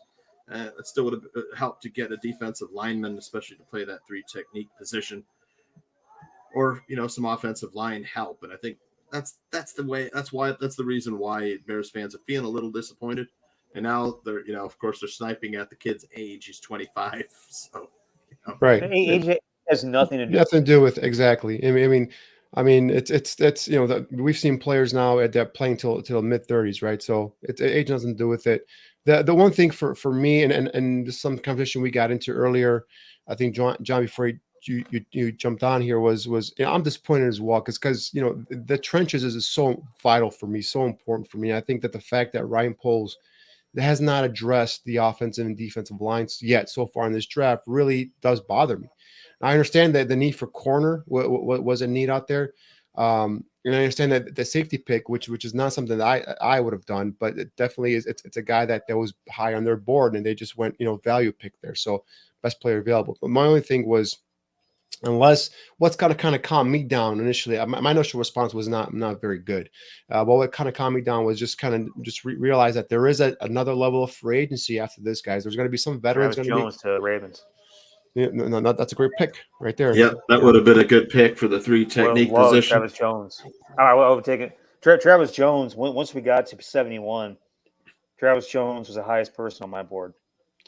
Highest player on my board. Free agency. So maybe there's a plan. Maybe they have someone they've heard make a release at the offensive line, the defensive line position that they could go ahead and maybe pick up post free. That's my only thing I can give some of these fans some hope here. But like the not attacking the trenches, and picking a receiver that I had day 3 was really something that I felt might have been a reach. So far it's not really a great draft in my opinion. But again, we're not going to sit here and grade a draft a day or two after it's done. We're going to see how these players come in and how they compete and how they make this team better. Mm-hmm. Obviously all 3 are going to come in and compete, whether it's in terms of Jones, whether it's on special teams or playing sub packages on offense, being that weapon, that threat. I think Gordon's going to come in and compete for a starting corner position. I think Brisker is going to compete for a starting safety position. So if you think about it, we said they could come out of this draft with 3 starters, and potentially they have come out of this draft so far with 3 starters. So we'll see how it finishes up. And more importantly, we'll see what he does after the draft. But if they go into training camp with Larry Bourne as their starting left tackle, I'm going to have issues with them. Well, it's a great point. I mean, they could have maybe 2 starters for the secondary. Some of the names after Velus Jones was picked include Abraham Lucas, who came from a pass heavy system. Washington State would have been a nice pick on the. You could move Borum to guard. Jelani Woods, man, this is a giant tight end, good route runner. Would have been a great target for Justin Fields. And Christian Harris, linebacker from Alabama. Harris, those 3 guys. To me, that's a little bit more value than Velus Jones. I think we could have found somebody else wide receiver, but Christian Harris would. I mean, if we went off script a little bit and took Christian Harris at 71, man, I would have been jumping through hoops, dude. I've been doing cartwheels, all those cheesy things that coaches say when kids commit to them in college. I just did cartwheels across the floor, all that type of shit. Christian Harris is a kid that played 9 positions in high school. He comes to Alabama, starts as a freshman at middle linebacker, has. And I talked a little bit last night about Evan Neal. It's not like he just got big recently. That kid probably was kick sliding out of the womb. Christian Harris also wasn't a guy that just got big recently. He was 6'3", 235, 240 pounds, playing corner in high school, playing safety, playing linebacker, playing nickel. He was playing tight end, running back, did wildcat quarterback stuff, return kicks. He was like all world Swiss Army knife in high school. Goes to Alabama, starts as a freshman. He would be in my opinion, the perfect middle linebacker to come in alongside Roquan Smith and, give us that ass kicking presence at the second level. I would love to have that kid. Again, not trying to talk shit about Velus Jones at this point, but in terms of guys that have been selected after Velus Jones, we had Travis Jones that went, who's just a dominating physical presence on the interior defensive line. Talk about Christian Harris. Who's Abraham Lucas just went, Bernard Raymond just went. Who again, I talk about Bernard Raymond all the time as a guy that I would love to take him forward as a highly developmental guy. He's been playing left tackle position for about 5.5 minutes. You'll love to you love to get him in your franchise, get him with your strength staff, develop a little bit more power. I know he repped out 30 plus, reps on the bench, but I don't see that when I look at, practice film in the individual drills in Mobile. I didn't see that. I didn't see a strong guy. I didn't see power out of that kid. I felt he got tossed around a little bit, we talked about Petit Frere being taken a couple, places ahead of us. I guess the point is that, Like Danny said, they obviously have a plan of where they're going with these other positions that we have holes for. Because on my board at least, I have guys I would have taken, far ahead of Velus Jones. I do have Velus Jones on my board though. So I mean, we're talking about a board that probably has, I don't know, about 35 guys on it that actually makes sense for Chicago in various situations. When you talk about where you take them in the draft, situational drafting. Velus Jones was definitely a day 3 guy, early day 3 guy for me.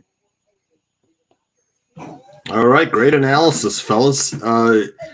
Chat room, is kind of arguing. There's Aldo, the barkeeper returns. The one thing, guys, real quick about Velus Jones is this last year was his really breakout year. I know I think it was his 5th year. Is it because he transferred from USC to Tennessee? Well, he took the COVID year. And also the COVID year as well. So, but this is his breakout year. I mean, he had 7 touchdowns, I believe, is 62 receptions. I had his stats here real quick. Let me pull them up right now. 1 second. 62 receptions, 870 yards, average 13 yards per catch, 7 touchdowns. We talked about some of that big play speed, that 4.31 speed. So, I'm going to dive into his tape tonight or tomorrow and just bring you some highlights in terms of what they probably potentially saw in him and how they could potentially use him in the offense. But I wouldn't poo-poo the kid because he's 25 years old. I wouldn't just throw him out because you know what? It's not a guy that you may have seen every day. He played in the SEC conference. That's not a conference to kind of scoff at. So, like I said, he put up some solid numbers for a team that really that Kent had a bounce back year. Has a okay looking prospect at quarterback, so I think that might have been the first time he actually played with a decent quarterback in his career. So and put up some solid numbers. So let's see what happens with this kid. Gives you that potential on special teams as a returner. 4.31 speed is 4.31 speed. It's nothing to scoff at, right? So we've been asking for big play potential. We've been asking for a speed guy. Was it the guy I would have taken? No. Was it the guy I would have taken at that pick? Probably not. But you know what? We just can't just automatically say this kid is not going to give us anything just because he's 25 years old or because he was, someone that hasn't seen him that often or anything like that. Let's give the kid a chance. I'm going to go ahead and break down this film either tonight or tomorrow and probably have some clips for you guys so we can take a look and see how potentially the Bears can envision maybe using him in this offense.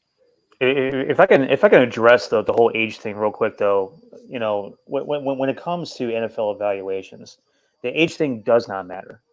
I know a bunch of talking heads on TV want to talk as if they feel like age matters. Age does not matter because ultimately what we're talking about is that, especially at this stage of the draft, we're talking about guys that have an initial 4 years, right?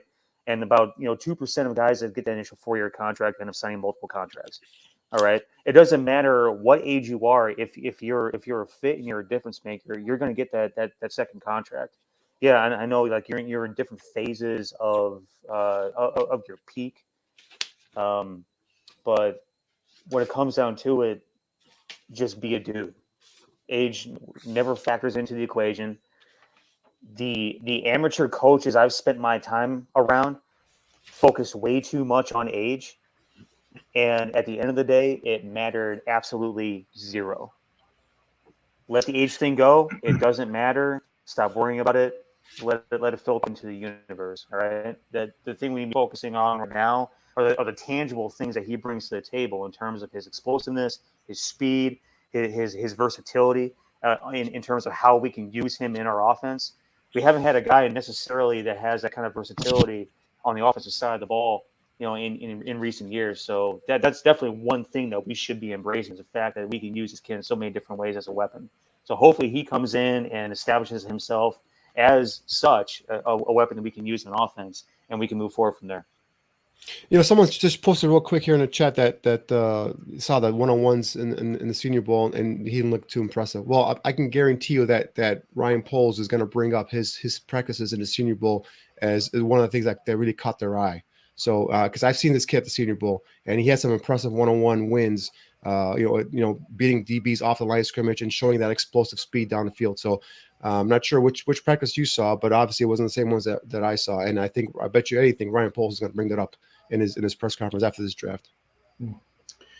Well, it's safe to say the Bears are not going to trade back into this round. So how late do you guys? How late do you guys want to go? You want to go to the end of the draft, or should we start wrapping things up here? We can start wrapping things up, and then we could just get into some of this tape and see what we got here. fair enough. And Greg Gabriel and I will be here at 9 a.m. tomorrow morning. He's already gotten a head start on you guys looking at tape. So he's going to share his evaluation of these 3 drafted players. And then Greg and I will also talk about possibilities for tomorrow. Do you guys want to talk about any of the projected guys that you'd like to see the team focus before we pull tonight's show? Well, I mean, you don't pick again until the 5th round, so you have a whole 4th round that's going to go by. I'm not sure how any of these guys are going to be there, but just kind of going off of my board here of best available. I mean, obviously, offensive line is still something that I'm really hoping that they can try to address. DeMarvin Leal, who is the 3 technique, is still out there. Will he make it to the 5th round? I have no idea, but that's a guy that I wouldn't mind seeing there. It's amazing that he still hasn't been drafted. I gotta believe that he still is going to go tonight, or early tomorrow. Right. David Bell, the receiver at Purdue. I still think they're going to get another receiver out of this draft. Justin Ross is a kid out of Clemson that's very big body, possession type receiver, not a speed guy. I think he ran a 4.6 or some crazy like slow number at the combine. But he's a guy that you got to check his medicals because he had neck surgery. I think was a couple years ago, or last season, spinal fusion. Yeah, spinal fusion. So his medical, he's got to come back clean. But that's a big body receiver that you can probably come in and complement. The speed you brought in here with Velus Jones. So that's a guy to keep an eye on. In terms of the defense, like I said, defense line we talked about already. Not much there in terms of options. Rashid Walker is a kid from Penn State. I dived into his tape a little bit. I haven't done a thorough look at him, but he's a guy that's still out there in terms of a left tackle, player possibility. So there's still tons of players. It's just a matter of Zach Tom, I believe, is still out there, which is a guy that played left tackle at Wake Forest, but I think I like him a lot in interior as a guard. Interior, he's a center. I think that's where he plays center. He plays center possibly. So there's a ton of players out there. Just the unfortunate part is you don't have enough picks. You don't have picks right now to go ahead and kind of try and get our hands on these players. So, but yeah, we'll see what happens. But there's definitely a ton of players out there still. Yep. Neil, do you have any names that you'd like to share with us as being on your wish list? Yeah, the Walker kid was a guy that I've liked that Danny brought up. I'm just going down the list here. The Walker kid from Penn State, Dylan Parham from Memphis. Kellen Diesch is really interesting to me in terms of guys that had played left tackle that probably project best inside. He's one of those arm length guys that Danny wants to put his fist through the wall about. But watching him in the I talked about earlier this week, watching him in the East West Shrine game, he was very smooth, very athletic, kept the quarterback clean. It was the first time I watched him live all year. I don't necessarily watch a whole lot of Arizona State football. Usually by about 10:30 on Saturday nights, I'm doing something else much more productive with my social life. But Kellen Diesch is a really interesting guy in terms of what he can do athletically, how smooth he is, how quick he is. That's one that I could possibly see down the road as a guy that, as we're still looking for left tackles, may not be the ideal fix necessarily, but can certainly play the position and allow buy you some time, so to speak, until you find your permanent fix and you move him inside of left guard. And he ends up being an ass kicker at left guard. Is kind of what I look at with him. Chris Paul is a probably like a mid to late day 3 guy that I really like out of Tulsa. Played right tackle for them. That has a lot of the same traits as Tyler Smith does. He just is sort of like a Diet Coke version, right? And then Zach Tom, as Danny brought up, played left tackle and center at Wake Forest. I like him to be an interior guy, mainly at center. I think that's his best projection. I know we don't necessarily are looking for a center right now, but he has the ability to flex to guard and left guard and right guard as well. We're looking for a second receiver, obviously. I already touched on Danny Gray being sort of like the souped-up version of Velus Jones, where I would have, taken, him first. But other guys I really like is the Kyle Phillips kid, the Bo Melton kid, the Calvin Austin kid. Jalen Tolbert's still on the board, which actually surprises the hell out of me. David Bell's still on the board. I would imagine he would have been taken before tonight was over if it was, a week ago. And the Polk kid on Mississippi State, Mekhi Polk, I really like what I saw of that kid this year. Just like low key sleeper. In terms of a receiver down the road that could be a sizable outside guy. What he did in Mike Leach's offense, I watched a lot. Obviously, I watched a lot of Mississippi State film this year. Live and on tape. I like Mekhi Polk a lot. I think he can do some things. I still think we need a linebacker, and Chang Tyndall is still on the board. Probably the only linebacker left that I actually really like. I think everything else past him is a reach. Interior defensive lineman, Thomas Booker, I talked about on 2 shows ago as a potential fix at 3 technique. A guy that I liken to a guy that does everything with quickness, from his feet to his hands to how he gets off. Their defensive scheme at Stanford was a lot of read and react stuff. He was playing out of position. I think if you get that guy actually in position as a 3 technique, he's a 300-pounder that moves really well, that can shoot gaps, has a really good get off. I think he can, be a guy that could be a fix at 3 technique. Could be one of those guys, kind of like a Darnell Mooney, where you find him late, ends up being a difference maker, kind of in the same, type of mold, so to speak. And then, Myron Tagovailoa-Mosa, the kid on Notre Dame, who is, 6'2", 270 currently, played last year at 6'2", 280 plus, played multiple positions in his career, could potentially find his home at 3 technique. I think he's got an explosive get off. He can play really well in space. He changes direction with a good sudden burst. That's a guy that you can find probably like early mid day 3 that could fill that role in terms of defensive lineman. I still can't believe DeMarvin Leal is still on the board, but I guess like as we've gone back and forth about how up in the air in terms of a 3 technique, like a perfect 3 technique fix, he is, and some of the other question marks around his game. It's, I guess, sort of a little bit of a shot in the dark whether he was going to be here right now or not. But in terms of who's left on my board, those are kind of the highlights. I'm interested in myself and. I'm sorry to interrupt. I don't think any of you guys mentioned someone you mentioned yesterday, Matt Wolotzko. Matt Wolotzko, he's on. He's a mammoth guy who can move. He had a 5.03 40-yard dash. He's almost 6'8", 312 pounds. So he is that kind of big, athletic offensive lineman that Poles has talked about. So I wouldn't be surprised if he's a day 3 acquisition, right? Early day 3 acquisition. That's a good call. Also, Darian Lowe from Illinois is a guy that I was on my sleeper list that maybe we can break down tomorrow. I'm assuming we're having a show after the draft tomorrow, Aldo? Yes. Okay. So maybe we can, if you have a chance, maybe we can do that tape tomorrow. We can go ahead and break him down. Darian Lowe is another kid out of Illinois. Needs some work, right? But so does Wolotzko. He's a guy that come in and it's not going to start next year for you, I don't think. But definitely a guy you can come in here and has some traits that you can kind of coach up and have a future with him possibly as a left tackle. Yeah. A guy that presents a lot of position versatility too. I think he's also a guy that if he doesn't work at left tackle, you can, shift him inside. And he can be a very, viable option at guard as well. I still got a lot of players on my board that I do like here, and I just wish we had more picks. That's the problem. If we had more picks, I think we could address a lot more of these, because a lot of good players have dropped, and some players that I didn't think were going to go this high went high, higher than anticipated. So some of the players that I had rated higher a little bit are dropping. So there's still plenty of talent out there.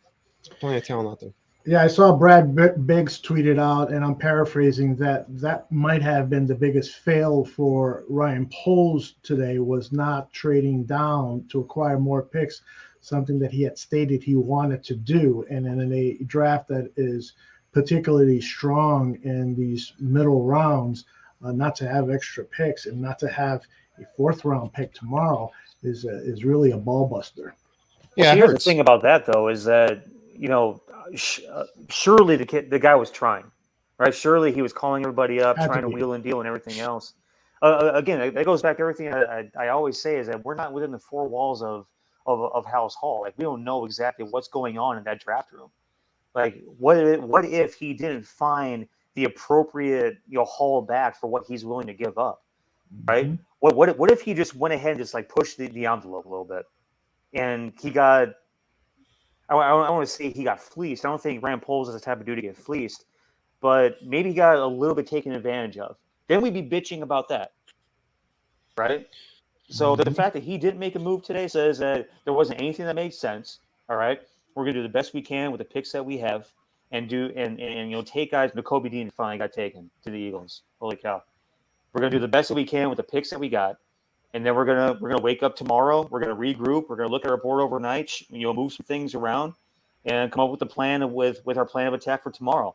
It's a long day tomorrow as well, guys. We could still accumulate a lot of picks tomorrow in a draft that we feel is very, very, very deep between rounds 4 and 5. And once you get past round 5, I don't think there's really a whole lot of coming back from there. But in rounds 4 and 5, I mean, no. Last year you got Thomas Graham and Khalil Herbert in 6th round. So I mean, you could get Thomas Graham was in 5. Was it 5? But Yeah. I think Herbert was in the 6th, wasn't he? Herbert Or was six. it Dez Newsome? So you can get some players, Herbert yeah. You went can get second, I think. some players, and like I said, just accumulating the picks. And I think someone just put down in the chat, "Oh, Velus Jones didn't dominate college players. How is he going to dominate NFL players?" Well, I'll tell you what, defensive players get paid too, right? The defensive players out there doing a job they're trying to stop. You don't dominate a player in every single play. What you're going to do is you're going to bring him in, use his traits to help you in this offense to create some big plays and some scoring opportunities. Again, the kid played in the SEC last year. Probably played with, I would guess, the best quarterback he's played with in his collegiate career. Posted 62 receptions, I think 800 some yards, 7 touchdowns. So just give the kid a chance. Is he the guy I would have taken? Probably not. Is it a middle reach? Maybe, but we'll see. The kid does have some skill set. Let's just give this kid a chance. Yeah. We talked about 4.31 speed. Nothing to scoff at, guys. So let's start poo-pooing this guy. Let's see what he can do. Like I said, hopefully I'll have a breakdown for you guys tomorrow with him. Outstanding. Tooch, you got any final thoughts you'd like to share? I wonder, if Poles wasn't motivated by some of the runs at some of these position groups. I kind of agree with the chat saying that he might have gotten caught up in, whether it was a run on cornerbacks or the run on safeties. I don't know. I think he got cornered before there was a run on corners. To be honest with you. Yeah. I don't know. I mean, it's odd that he chose to really attack just the secondary, with the first 2 picks, and maybe he just wants to shore up one area of weakness on the team. I don't know. I honestly think he just stuck to his board. To be honest with you, Tooch, I think he just best player available. Both those guys had higher grades than any of the other offensive linemen, defensive linemen, or receivers. Probably he had. I don't want to keep going back to another team, but I mean the Colts. I think they got what's his name, Alec Pierce tonight. I think they pick up Bernard Raymond here in the 3rd round. So, I think just I don't know. I just some of the value picks I think he could have done better at. But again, I think he shored up 2 positions for sure on defense, and I think possibly brought him a playmaker on offense here. Yeah, let's go back to the original problem, guys. Is that Ryan Pace left us with an empty cabinet? Yeah. The Marvin Leal Steelers. Yep. Yeah, to the Steelers. Wow. Steelers. I mean, nice Poles is job. at a position where he's trying to, make a delicious soup without any ingredients, right? So, we just gotta work with what we got, and again, like I'm sure that he was trying to make some phone calls and try to work out a trade that makes sense for the Chicago Bears, because honestly, that's the only thing that matters. We are in the business of doing what's best for our football team. And we can't forget, he's not going to pull the trigger on something he doesn't feel good about. Mm-hmm. So, the trade didn't happen because people were probably trying to take advantage of him as a first-time GM, trying to fleece the kid, right? Try to fleece the kid. He wouldn't have anything of it. So, I applaud him for not reaching for anything on that aspect. But again, I do feel good about what we did in terms of the secondary. Secondary scared the shit out of me. Going into today, I feel a little bit better. Coming out of today, the offensive line still is and then defensive line has some holes. So I think that's what we got to focus on for tomorrow. There's some options there as I talked about earlier, and some really good value in early day 3. So I think round 5 could be a money round for us. It's interesting. I mean, I know the Bear fans are a little disappointed, but part of that might be that they see the other teams in our division with so many nice picks that they liked, and the Bears board likely didn't look like anything like what the fans liked. So you just have to kind of trust that Poles knows what he's doing in this situation. And I mean, the other teams in the NFC North, they improve themselves. I think that's something we're going to have to take into consideration as we move into not only the third day of the draft, but into free agency post-draft. Yeah, let's leave on a little bit of a positive note regarding Jones. The NFL Network says that his strengths is that he can line up inside or outside. His routes did show improvement later in the season. He finishes the catch. He is a yak king, yards after the catch. And remember, that was one of the things that Poles said he wanted for this team were playmakers. And so he's a guy that can make shit happen after he catches the ball. He tears out of arm tackles, gives up body for additional yards. He is a special team wizard and has played the gunner role on special teams. So, there are some strengths to that. Yes, would I have preferred Jalen Tolbert? Yes, would I have preferred some of the other wide receivers on the board? But you gotta give Poles a break. We gotta see this talent in action before we can truly finalize our frustration. Let's hope that we won't be frustrated at the end of the season once we've gotten a full look at these young guys that they've drafted today. That kid was compared to Deebo Samuel. Man, that's not a bad comparison. Not at all. Not at all. And who knows? Deebo Samuel might be traded. So Danny, would you like to see Deebo Samuel come to the Bears for a first round pick? No. I didn't think so. I knew he was going to say no. Take some time, think about it, Dan. No, still no. I'll take that type of player, but not all the head case stuff of I want a contract. You're not going to give it to me. I'm out. Peace. Well, that's the thing. I'm out on diva receivers. Well, the thing about Deebo Samuel is he was utilized with the 49ers in a way that made him special, right? He's not yet a polished route runner. He's not a number one receiver per se. And he wants to just play a receiver. He wants to get paid like a top number one receiver. Does the kid have special talent? Sure he does. Yes, he does. Does he have big play potential? Sure. But it's the way they schemed him in that offense that kind of helped some of his numbers, some of his production. To me, he still has a way to go to be a true number one receiver. So plus he wants $25 million a year. And I think right now at the Bears, you just can't dish that money out for a player like Deebo Samuel. You still have a lot of more prominent holes up front that you need to fill first. Shit, he spent half of last year in the backfield. Yep. Like he wants to get top caliber wide receiver money. You spent half of your damn career in the backfield. Well, that's what he's worried about. He's worried about all the abuse his body's taking, being used as a running back. Yeah, and then he's not going to get paid like a top receiver. So. And Greg Gabriel on tomorrow at 9 a.m., I'm sure he's going to basically say the same thing he just tweeted out. Some local media people are taking shots because Jones will be 25. So what? With rookie contracts the way they are, age isn't a big factor, and he's 4'3". Exactly. I'm so sick of this age shit, dude. Yep. Yeah. I'm so sick of this. It doesn't matter. Not anymore. Amateur coaches and amateur evaluators worry about age. Professionals, people that do it for a living, don't give a shit. What's the average anymore? What's the average career span of NFL player? What is 5-6 years now? 2.5 years. It's 2.5 years. So if he doubles that, he plays 5, plays 7 years. Triples that, plays 7 years. He's what, 32? So it's not an issue for me. Now if he's 30, that's a different story. Receiver. Right.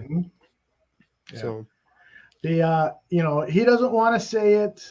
Ryan Poles doesn't want to say it. He's kind of couched it, saying, we're working on a room here and a room there. But no, this is a complete rebuild. This is a complete rebuild. And if they don't move Robert Quinn, we've known that since he traded away Khalil Mack. Right. We've known that. And if they don't move Robert Quinn, it's because somebody was trying to fleece them and Poles stood his ground. Or they realized, listen, if we lose Poles, then our defense is going to be if we lose Quinn, our defense will be so pathetic that we're not really giving the team a chance. Whatever it is, I'm sure it's a well thought out plan. The thing is, whether the plan will work or not, and only time will tell on that. So, guys, with that, you've been great as always. This team will be back here tomorrow, Draft on Tap. What did we say immediately after the draft is concluded? Yep. And so we will give you full evaluation, not only on the day 3 picks, but also on the guys that were picked today, as the guys will look at tape and come up with more examples of what's good, about these players and what's concerning about these players. And also, Greg Gabriel will be with me at 9 a.m. Then on Sunday, it's the Barfly Tailgate Show where Jordan Silverio will make his debut as a member of the Tailgate team. So that should be a must-watch. And then the Draft on Tap team returns next Thursday, and we'll have a thorough look at the draft and talk about the Chicago Bears in general for our season finale. So hope you can all make it. Again, kudos to you, Danny Shimon, you, Niel Stopczynski, and the Tooch, Johnny Santucci, who came in. Dude, you made another appearance. Yeah, I love this. Cameo appearance. Neil, do you think he looks like Robert De Niro? A lot of people say he looks like Robert De Niro. Who the hell says he looks like Robert De Niro? A little bit. Good impression. Do the voice. A little bit, Neil. Hey, fucker. I'm looking at you. That's not too bad. Okay, I can get that a little bit. I can get behind that a little bit. A little bit of a Goodfellas take to them. All right, everybody. Thanks for watching. Take care.